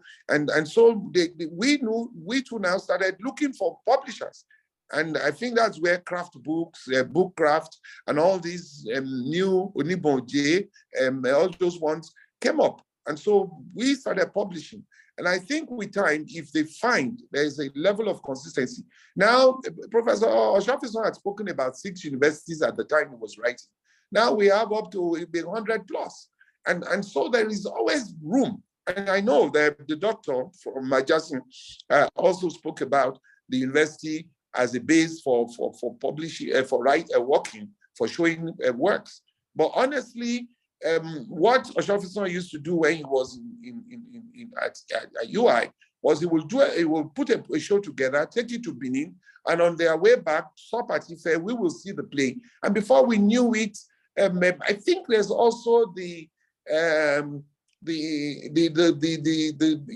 playwright has to spur himself on. He has to cross those lines. He has to be a playwright, a director, a producer, an actor. I remember that's what Shoyinka or Shofison, all those early playwrights, Nigerian playwrights did, J.P. Clark. They would write the play, they would produce it, they would direct it, they would, and because what we are doing now, if you just say, I'm going to stay in my comfort zone and write plays and get this plays done and the people will come and see them, it's a bit difficult, because now, again, the challenge of funding is a major problem. And someone mentioned it, the young writers, and I was very happy that they mentioned it, because funding is a problem. And then poor reaction of a reading culture that we have. Even Shoyinka has cried over that. The reading culture, I don't think it will improve, because social media came and made things so easy. And I find these days that I can just wake up at 2 a.m. when I'm supposed to be reading or writing, and just be flipping through from one page of a social media, what's it called, whether it's Phoenix or what's it called, YouTube. I spend all the time doing that. So the challenges are going to be there. They're going to be there. The infrastructure, which was mentioned, is going to be there. I think the playwright just has to keep writing, write good stories, and on his own, make extra efforts to seek for avenues to put these shows on. And I think a lot of prayers too. I think I'll end there until I get other reactions. But what is my own suggestion of how to do that? How to go beyond that? The suggestions of how to go beyond that is writing good plays, making sure they are heard, writing proposals, making sure that people funding is given, because whether you like it or not, some banks have funds for funding for productions, and if you can convince them, especially those who stay in Lagos, the universities also have convocation plays avenue, which you can put some plays together and put your play in it. And so once you do that, it becomes easier for because the playwright cannot give up. And then there are so many competitions now. ITI, the better play writing competition. I'm also in NLNG in the advisory board. So we know, and this year is the year of drama. So in fact, the playwrights should start writing, because if you want to win $100,000, which is about 40 million naira, this is the time to go and write your very best play. And don't say that I'm not sure it's going to win. I never knew I was going to win. I just wrote. Neither did Sojiko, neither did all the other great playwrights who have won this competition. So please, let this inspiration go. Let no fear be on your mind. And complex, you have to be special and gifted by God to be a playwright. So once you have that, the self-confidence comes. Thank you, sir. Thank you so much, sir. We will now ask if Professor Julie Oko is in the house. She chatted me a while ago. If you can come in and maybe weigh into these issues so that we will take your input. And the house is also open. If we have anybody in the house who wants to make contribution, you can raise up your hand. We'll allow you for the next 15 minutes before we bring this conversation to a close. Professor Oko. Yes, please, release your mic and speak to us, ma'am.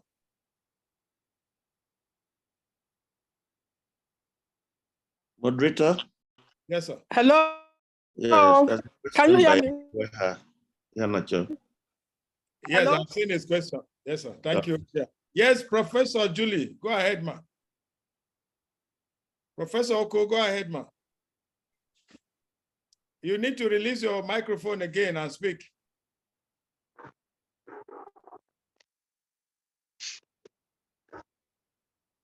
Hello?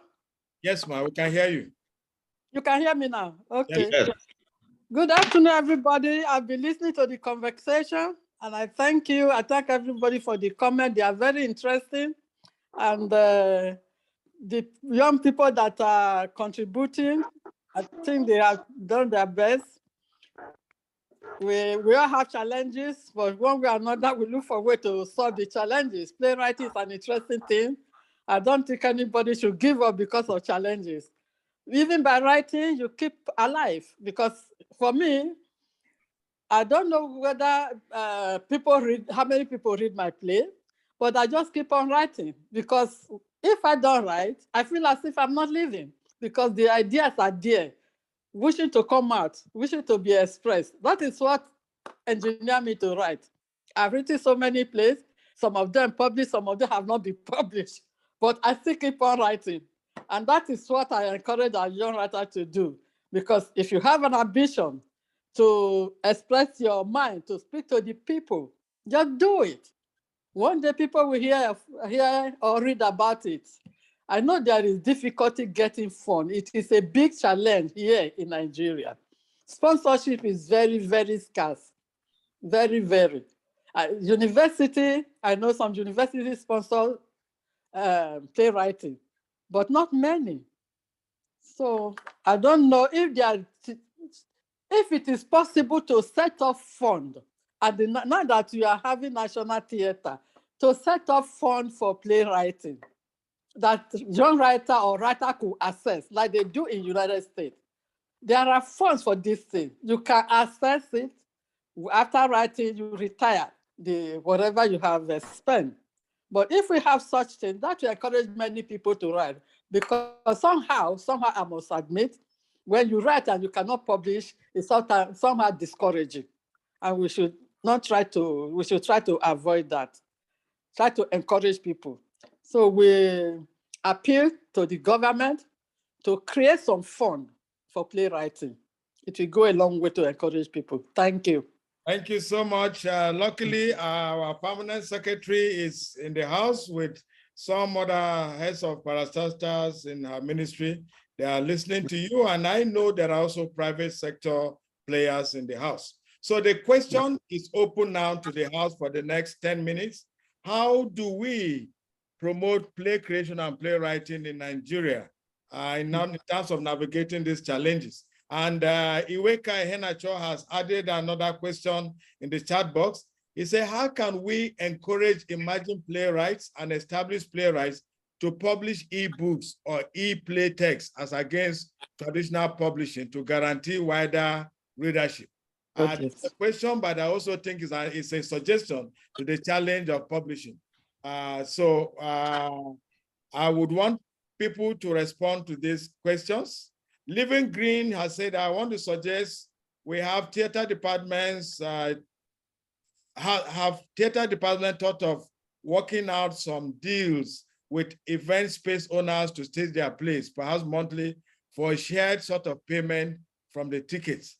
That way, the venues have events and entertainment for their patrons, and theater departments and playwrights make money in exchange. This is another solution, saying, why don't you go into some collaboration with owners of spaces and see if you can do some sharing percentage, because these spaces will bridge the problem of infrastructure, but they also provide you their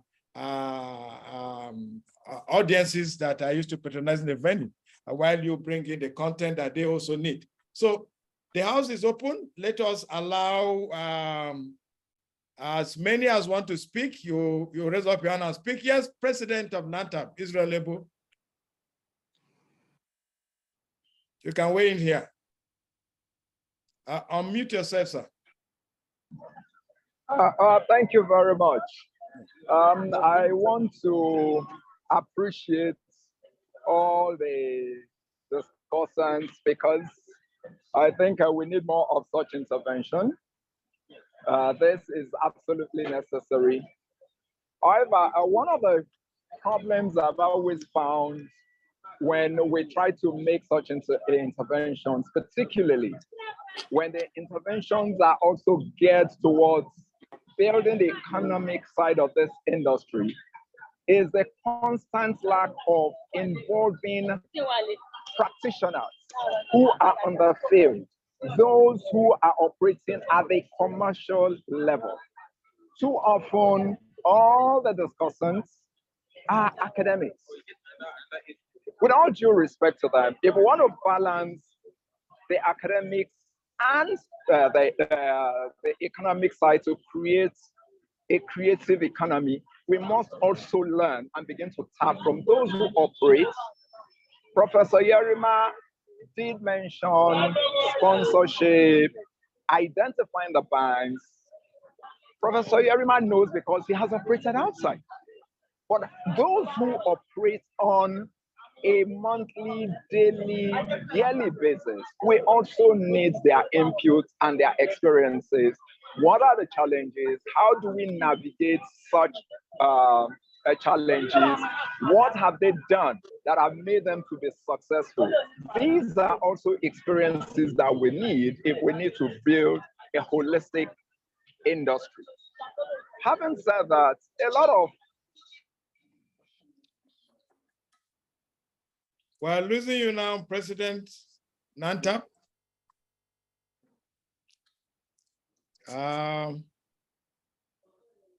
Okay, Akai, you can have your turn. Okay, so my suggestion to how we may help young budding writers would be that there should be programs such as residencies that can be held to encourage them. And the person hello? around your microphone, keep quiet, please. The person around your microphone should keep quiet so we can hear you. Go ahead. Someone's microphone is I have the Zoom meeting at home today by 7 p.m. Oh, okay, go ahead. Go ahead, okay. Okay, so residences where they'll be, they'll camp them in-house, take them through some rigorous processes of workshops, trainings. I know that, yes, there is moral decadence in the society, and a lot of youth would rather pay attention to uneducated programs like Big Brother Nigeria, which I find appalling, by the way. So, but if this creative space can be deliberate about encouraging young writers, we can have residencies that will support such young writers, breed them, and which in the course of the residencies, they will write entire scripts, and a winner will emerge. Because yes, in the process, look for sponsorship. If Big Brother Nigeria can get sponsorship, which is not so a morally uptight program, what about writing? I mean, writing is decaying in the society, and we should not sit back and allow that happen. So I would suggest residencies for young writers. Personally, I'm one writer who has been looking for residencies which are international. So I don't see why we have to depend on international residencies in order to write, come up with groundbreaking scripts. So I think we should also look inwards, nationally, locally, and create these opportunities for young budding writers. Thank you. All right, thank you so much. I can see Jerry Adesho, you want to weigh in. I just have a minute, sir, on the screen. We have just 5 minutes to round up. So let's have the hands up for those who want to intervene there. Jerry, you want to speak? Or? Well, I should write on. Thank you and congratulations. Thank you, Professor Dodosa and the National Theatre team. And I should just quickly write on what Gloria just said, in addition to what I posted in the chat room, to say that, I mean, there is the need to create, more platforms, more opportunities, for young writers to showcase their talent. And I just cited an example of the Beta Art Festival and the Akete Festival, which are largely focused on new plays and not plays, with due respect to all our fathers and our mothers in the field.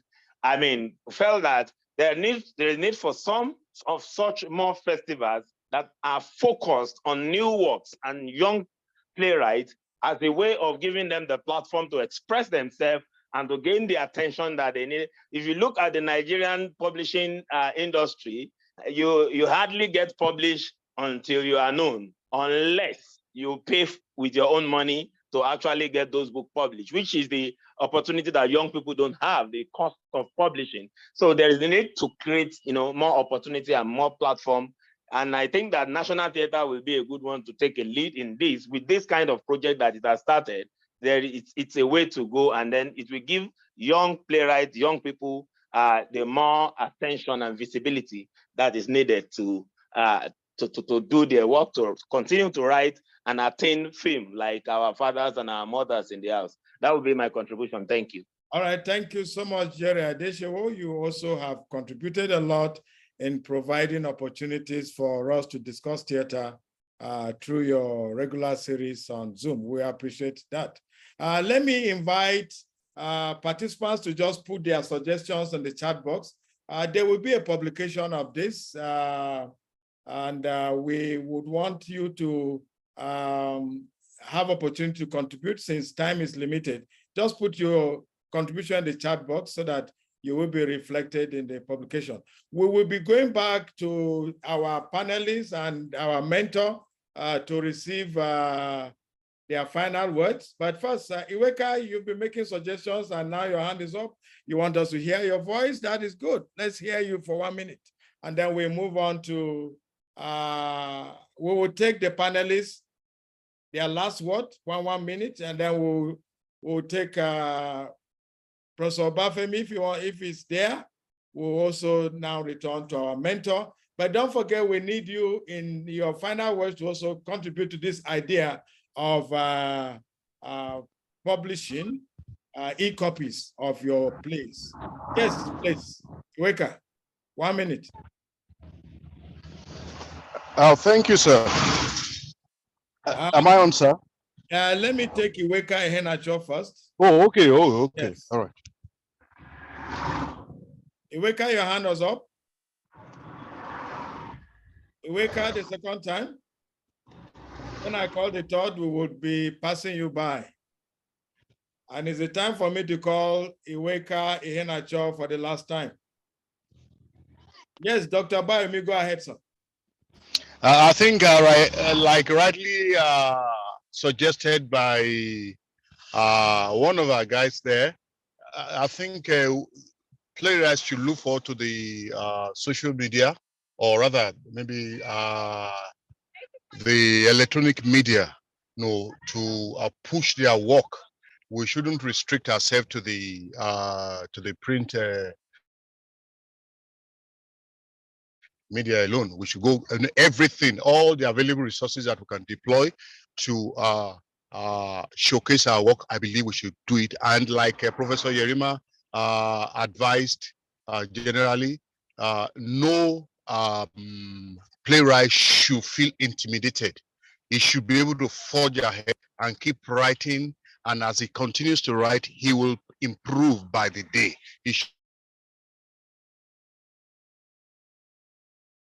All right. Thank you so much. Yes, Gloria, your final word. I've been enabled now. Can I speak, sir? Yes, go ahead. Thank you very much, sir. My name is Iheanacho Iweha. Thank you so much. I gave that question because I did a little research and discovered that so many of our schools, our departments, do not have the e-copies of even classic plays, and they are running out of print. You can't even find them. You go on Amazon and you type on a play for Shoyinka, all you see is hard copies. That is even if they're available.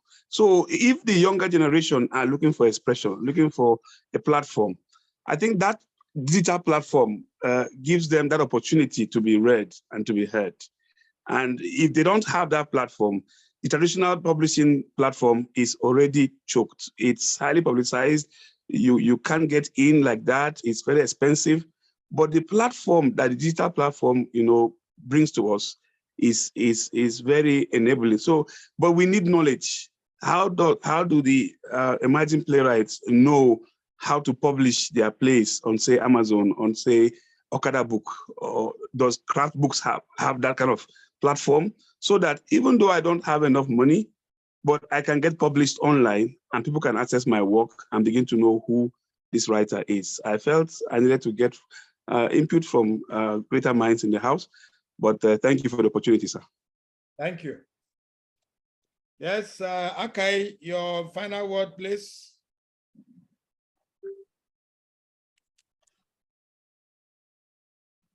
Akai, are you there? Professor Obafemi, sir, are you there? Hello? Yes, sir. Okay. Well, I think there are a lot of suggestions on the ground. I think there is no alternative or no better solution. Oh, sorry. You unmute yourself again, sir. I think there was a technical hitch. Kindly unmute yourself again. Okay, I've done that. Yes. Okay, let me just quickly say that the only way to be a good playwright is writing. You have to keep writing. You will yourself reject many of the things you write, but you must keep writing. That is when the good work will come out, the bad works will go. As to the issue of funding, I mean, when we started and the people before us started, we were not thinking of how to make money. We were thinking of how to use the theater, use our works to send a message, a moral message, a didactic statement about the state of our nation. Once there is a motivation and you have a purpose, your work will become better and your work will be picked. So I also think that it is important for the younger writers not just to write because they want to win a prize. Prizes are very good and they are useful in economic hardships like this, but it should not be the motivation. It will come. I also believe that, obviously, some of the effort being made by our elders around of creating prizes, of creating residencies, of even writing to government to make sure that government plays its role, the kind of effort even that this National Theatre is making to call attention to works and to liberate the creative energies of young writers to write, to make statements that are important, interventions, to create conversational space for our national discourse. These are very, very critical issues that every playwright must be involved in. In any case, when people talk about reading culture, when we're writing, we're not writing that people should just read. We're writing to get stage, to get the immediate audience to hear what we're saying. The competition between the stage and the social media is vast. And I think that the more we try to write stageable plays, which is also one reason why the National Theatre is there, the better. And I believe that this kind of efforts must continue. And like Professor Yerima said, if it is for prize winning, there are a number of prizes. We started the promise, we started the Shoyinka Prize, not just for literature, for drama. Now the NLG thing is there. And Yerima said, it's the biggest prize in Africa today, $100,000. Let people also use that opportunity to write their plays, write it with conscious purposes, conscious relevance. If they win, good. But I think since this year is for theater, it's for drama, let people make effort. And I want again to say thank you for the effort. Thank you for creating this space. Moderator, through you to the general manager of National Theatre, the sky is the beginning for you. Thank you. Thank you so much, Professor Olo Bafemi, a winner of the Nigerian National Order of Merit. And of course, one-time president, Nigerian Academy of Letters. We really appreciate you for this intervention, and we'll count on you to also be available next time when we have this to properly take your place as a mentor. Professor Yerima, your final words, sir.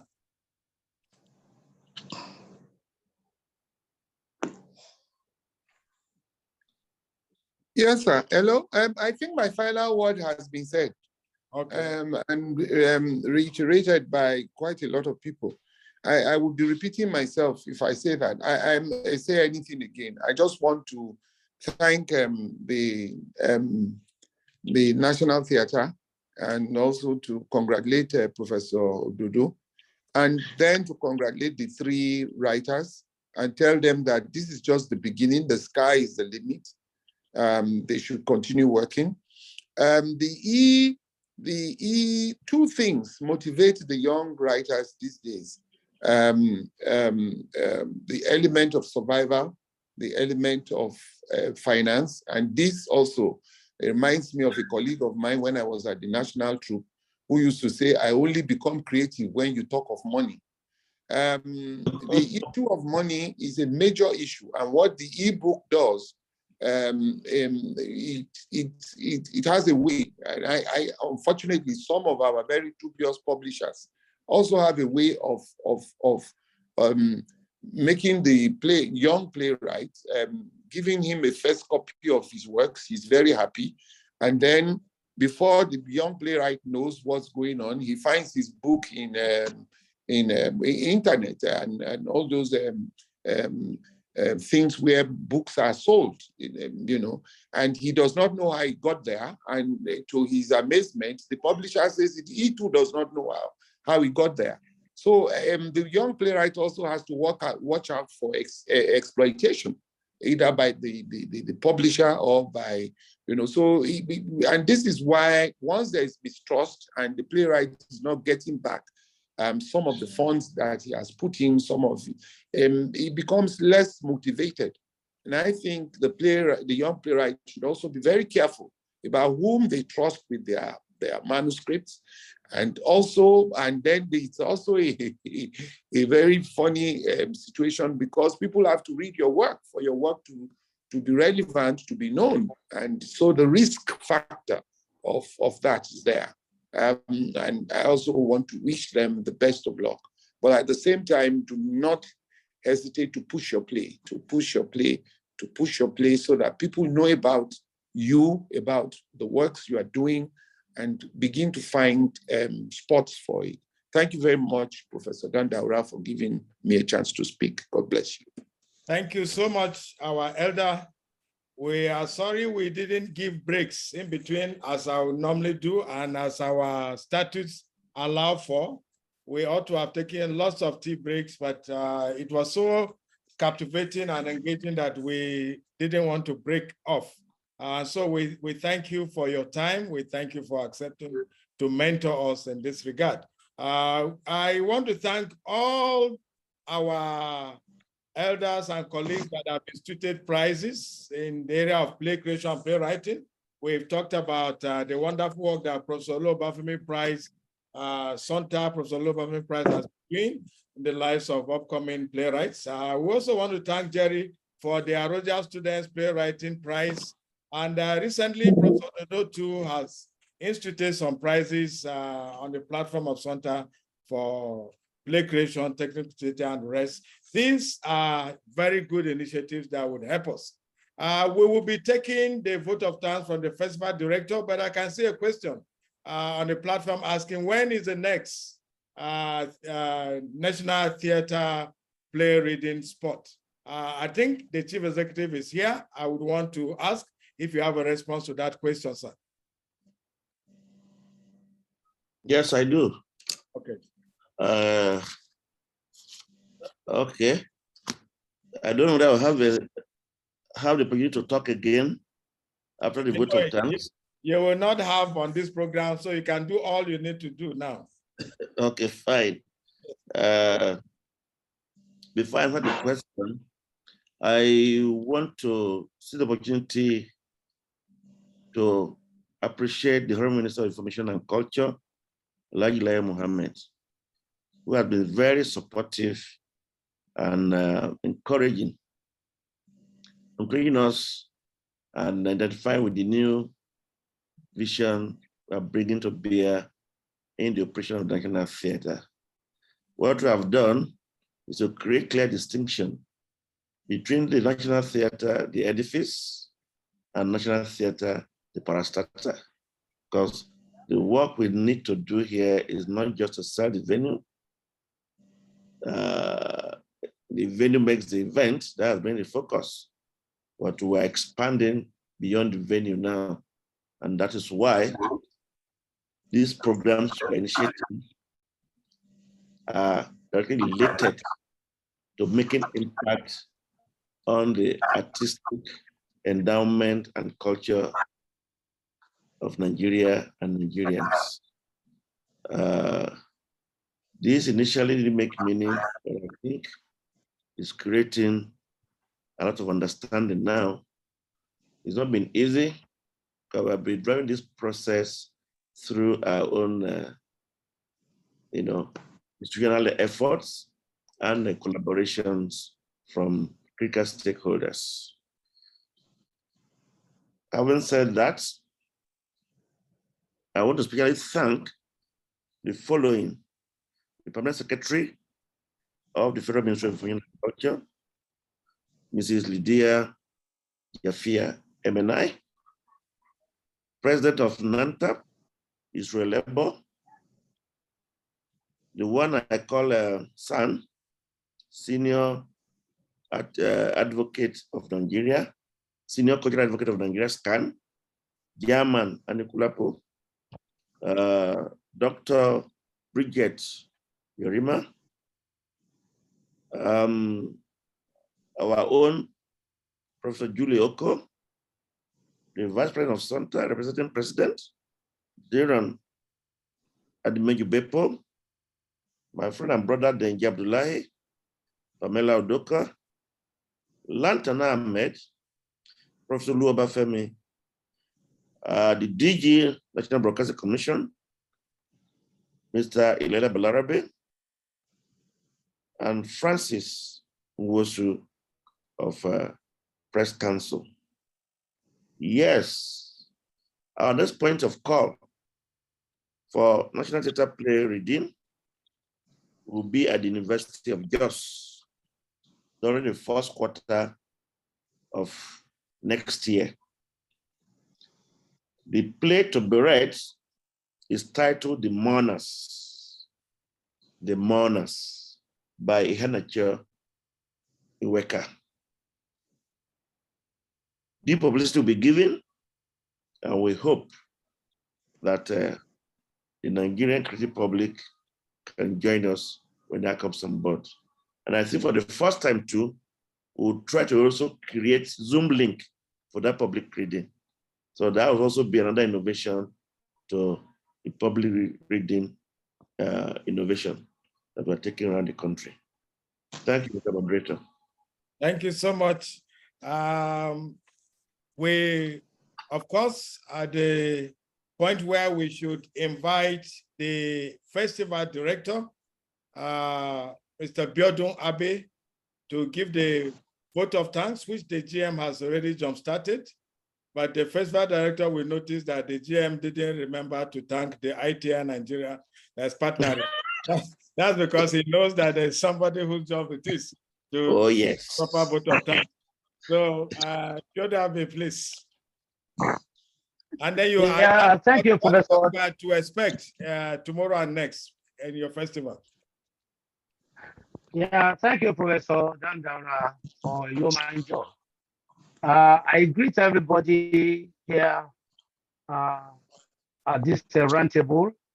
I thank you very much for coming on behalf of the General Manager, CEO, National Theatre, and the management and staff of the National Theatre.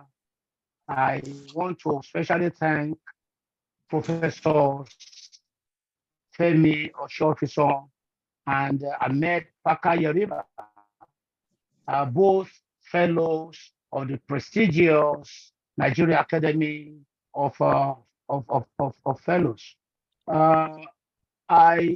Both of them are actually former CEOs of the National Theatre. We thank you for accepting our invitation as mentors and facilitators of this roundtable. I must say that your intervention today have really hugely inspired us, and we are very grateful. In the same vein, I want to thank Professors Biodun Jayefo and Olu Obafemi for finding time to be part of this roundtable. Your presence here actually gave it a boost, and we're encouraged. My sincere thanks also to the panelists, even as I want to congratulate you, because this is actually another phase, of celebrating you. We all know that your work or your achievements or your fortunes are actually the tripod on which this exercise actually stood, because without that, maybe we won't have anything to do roundtable meeting on. So I congratulate you, and you now realize that Professor Ododo, the GNCO, was actually joking. He was not joking. Actually, at the end of every play reading session, when he will say that this will not end here, He has actually walked the talk, and that shows that it is still not ending here. I believe we are still moving. I also want to thank all other uh, uh, participants here. AM events, we all agree, uh, they are not always easy in terms of getting people to attend, because of movements here and there, schedules and the rest of that.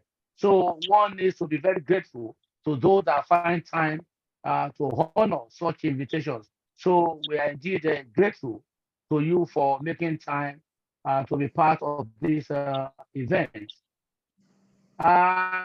This won't be complete until one has thanked the permanent secretary of the Federal Ministry of Information and Culture for finding time. We know how tight our schedules are. For finding time to be part of this exercise shows the interest she has in the processor, one of the processors that are under her, and especially things that have to do with arts, which is the core mandate of the ministry. We thank you very much, ma'am. We thank you very, very much. Yes, this is with the collaboration, because before Professor Dara would say, I'm following the footsteps of my organ. We want to thank the ITI Nigeria for partnering with us, on this, very beautiful program. We thank you very much. I want to end by thanking the hardworking committee of this third National Festival of Unity. Just as I want to thank the very, very hardworking and resilient staff, management and staff of the National Theatre for all that you do.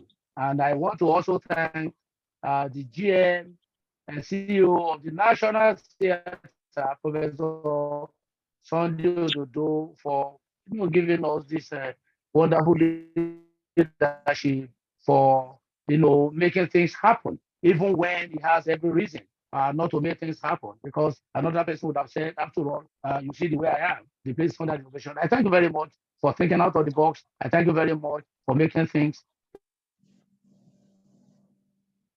Thank you so much, Festival Director. We, of course, want to in days to come. That is Saturday, Sunday. We are having a film show. We are having music, dance, and drama. We expect to have a command performance. It's for 2 days, actually, Saturday and Sunday. That's after this one that we just had. We are kickstarting that with a street party. We are hitting the road tomorrow morning by 8 a.m. In the carnival.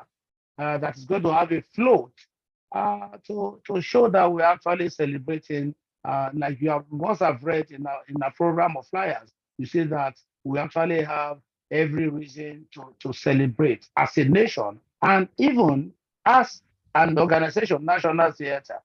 With all the decay that the National Theatre suffered in the past, we have seen that there's light, a very bright one at that, at the end of the tunnel, because what is coming actually is very huge.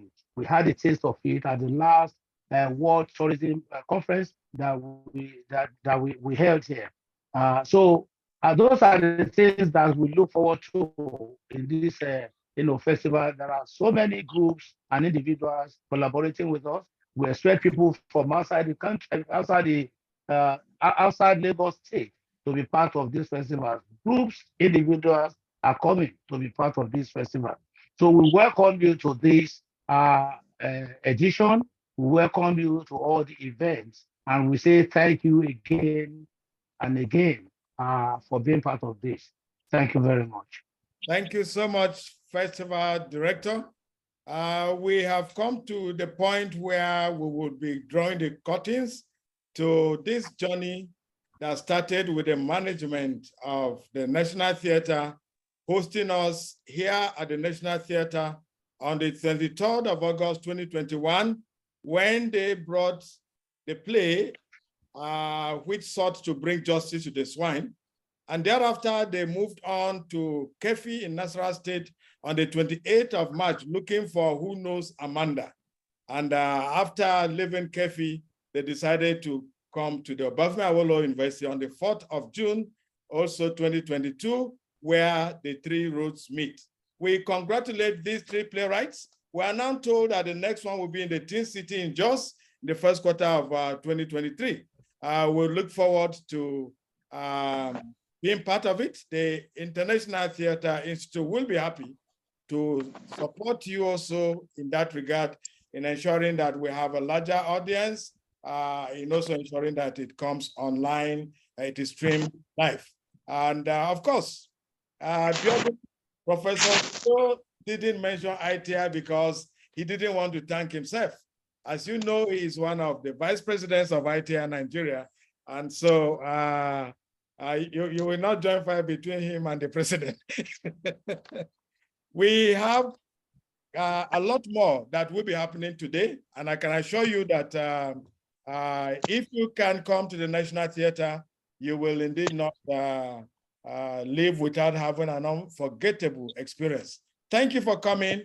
We will still play the concluding part of Professor Sofisan's interview for those who have the time. We would also allow you to enjoy first the jingle that gives us highlight of what happened in the first and the second edition of the National Theatre Festival of Unity, and thereafter we'll play the interview.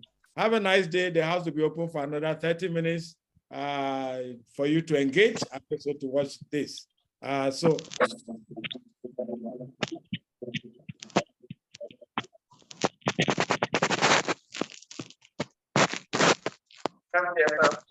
Nigeria, tend to be a second world plan, and African of Africa called But our own common festival were in states going back to the business. When the other was very professor.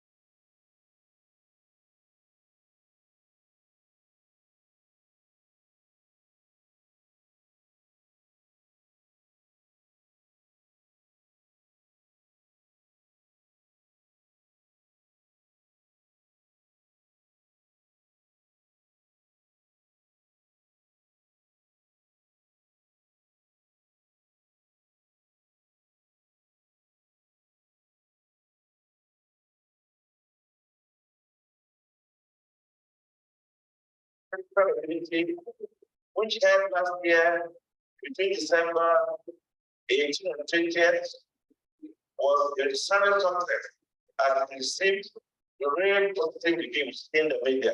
And look forward to seeing all of us hopefully in 2022.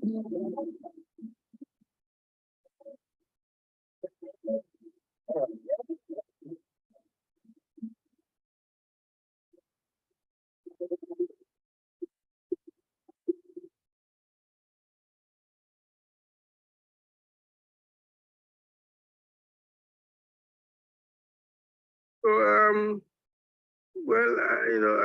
think thank God for the universities and the theater departments that have flourished in many of them. This is where theater is being sustained now, because the part of the curriculum. Otherwise, I'm afraid that for outside, I don't know how they will cope. But it's interesting to watch them, persist, go on as in spite of all these challenges. Yes. Well, there are actually some interesting collaborations going on here since the current crop of the management of National Theatre came in. And one of which is this Festival of Unity that was introduced in 2020. The third edition is actually opening with this program today. And I believe that with the support we are getting from elders with you, gradually we'll begin to create more spaces for upcoming playwrights to have their performances and their plays before audiences. Yeah, one must acknowledge here, though, the development of the new technological development, Zoom, because of COVID almost killed everybody. I mean, killed all particularly the entertainment industry was most hit. But, the world rose to that challenge, and we became Zoom consuming people. I think one has to acknowledge also that, when the challenges come, new inventions come up.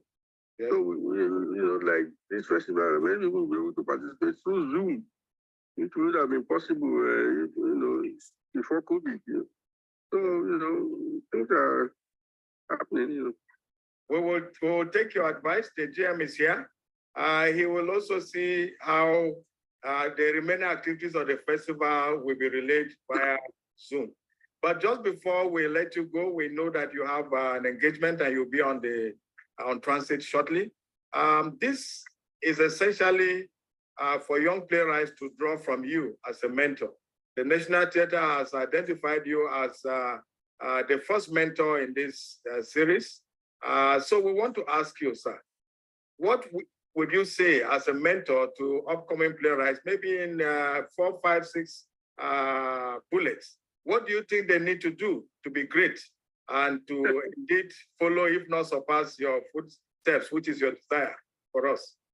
Yeah, well, it's difficult to prescribe for artists, and to say this is what you must do. In fact, what we discover in this profession is that it is those who do what they go against what everybody recommends who become important, who last. So, I don't know, to say do this. I mean, we were concerned about the situation of the country, and we decided to write plays that will bring up, address problems, immediate problems of the country. It seems as if we are going away from that trend now, from politically committed theater to what I would call social entertainment. Well, if that's what will allow them to survive, who can fault that? If that's the way the theater itself will now define its future, So I think every generation will find out what it needs to do and try to accomplish it. We cannot prescribe, I'm afraid, for any generation. What they should do is just master their art, because language is very important in communicating. You need to master that art first, and then you have to think of relevance to the people, relevance to to society, and then all the other arts, we want to control how to use them. You don't sufficient to say, I want music, and then bang in music, don't worry. You have to know where it's appropriate, where it will help the message you are trying to give. So I wish them luck. The National Theatre is on its right track. I must say that this play thing before had been going on before, though maybe it was suspended. Bringing in plays every month. I think Yerima tried to do that. But with the new impetus, if the National Theatre will encourage them, it will be a very, very good initiative. Thank you very much, sir. You are the first Black ever to win the Thalia Prize. And indeed, you still remain one out of the 7 that have won it globally since it was established. And so we always draw inspiration from you. And we also believe that God will extend your life. So we'll continue to do that. As the festival opens today, I would love you to send a message to Nigerians and lovers of theater, what you want them to know at this point in time, and particularly a goodwill message to the patrons, management, and audiences of the National Theatre, sir. Yeah, I'm delighted that the National Theatre is doing this. I hope we'll be able to continue in spite of the challenges, you know. I think there are a lot of challenges there, and Sonny is trying his best, you know, trying to, against the people who think only of money, thinking of art, which is really an important aspect of our work, you know. Some people are, then, you know, the bogey of tourism, you know, art. It's not just for tourism. I mean, of course, it's good to attract tourists, but that's not the main purpose of art. You know, that is not, particularly at National Theatre, which was one of the arguments I kept making when I was there, you know. We are supposed to showcase the best of the nation's art, the best of the nation's artists, you know, and you know, the most exciting experiments to push it forward. And this is what I keep saying. It's not just, I mean, some of it will sell, of course, but some of it will not sell. And the essential thing is that we keep our perspective on the, on the artistic, aesthetic merits of our work. So I hope, you know, I hope, you know, the thing will continue. I hope so. Thank you so much, sir. We really appreciate you for your time. GM, you want to say a final word to our father? Yes, thank you, President. Thank you, President.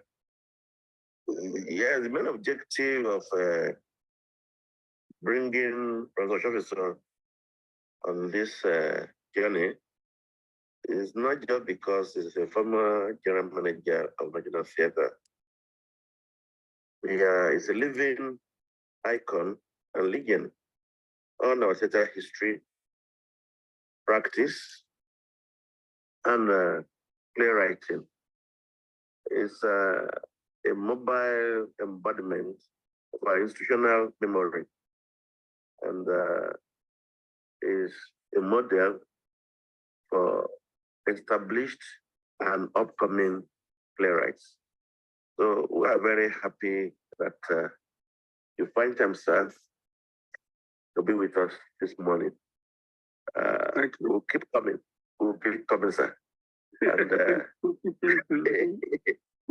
I was acknowledged here publicly that beyond this kind of public interaction, privately, you call me to find out about what's going on, give me advice here and there, and they have been working. So governance is such a continuum. The legacies you left behind is also where we're trying to draw from and keep the flag flying. We're very grateful, sir.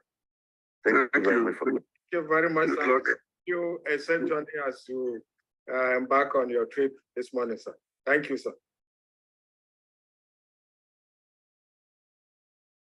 All right, the house will remain open for another 18 minutes, so you can post your comments and suggestions, which will be reflected in the report. Thank you for your time. Once more, we're sorry for the length of this time that this program has taken. We wish you a very nice weekend. And for those who are coming to Lagos for the festival, you're welcome to Lagos. Welcome to the National Theatre.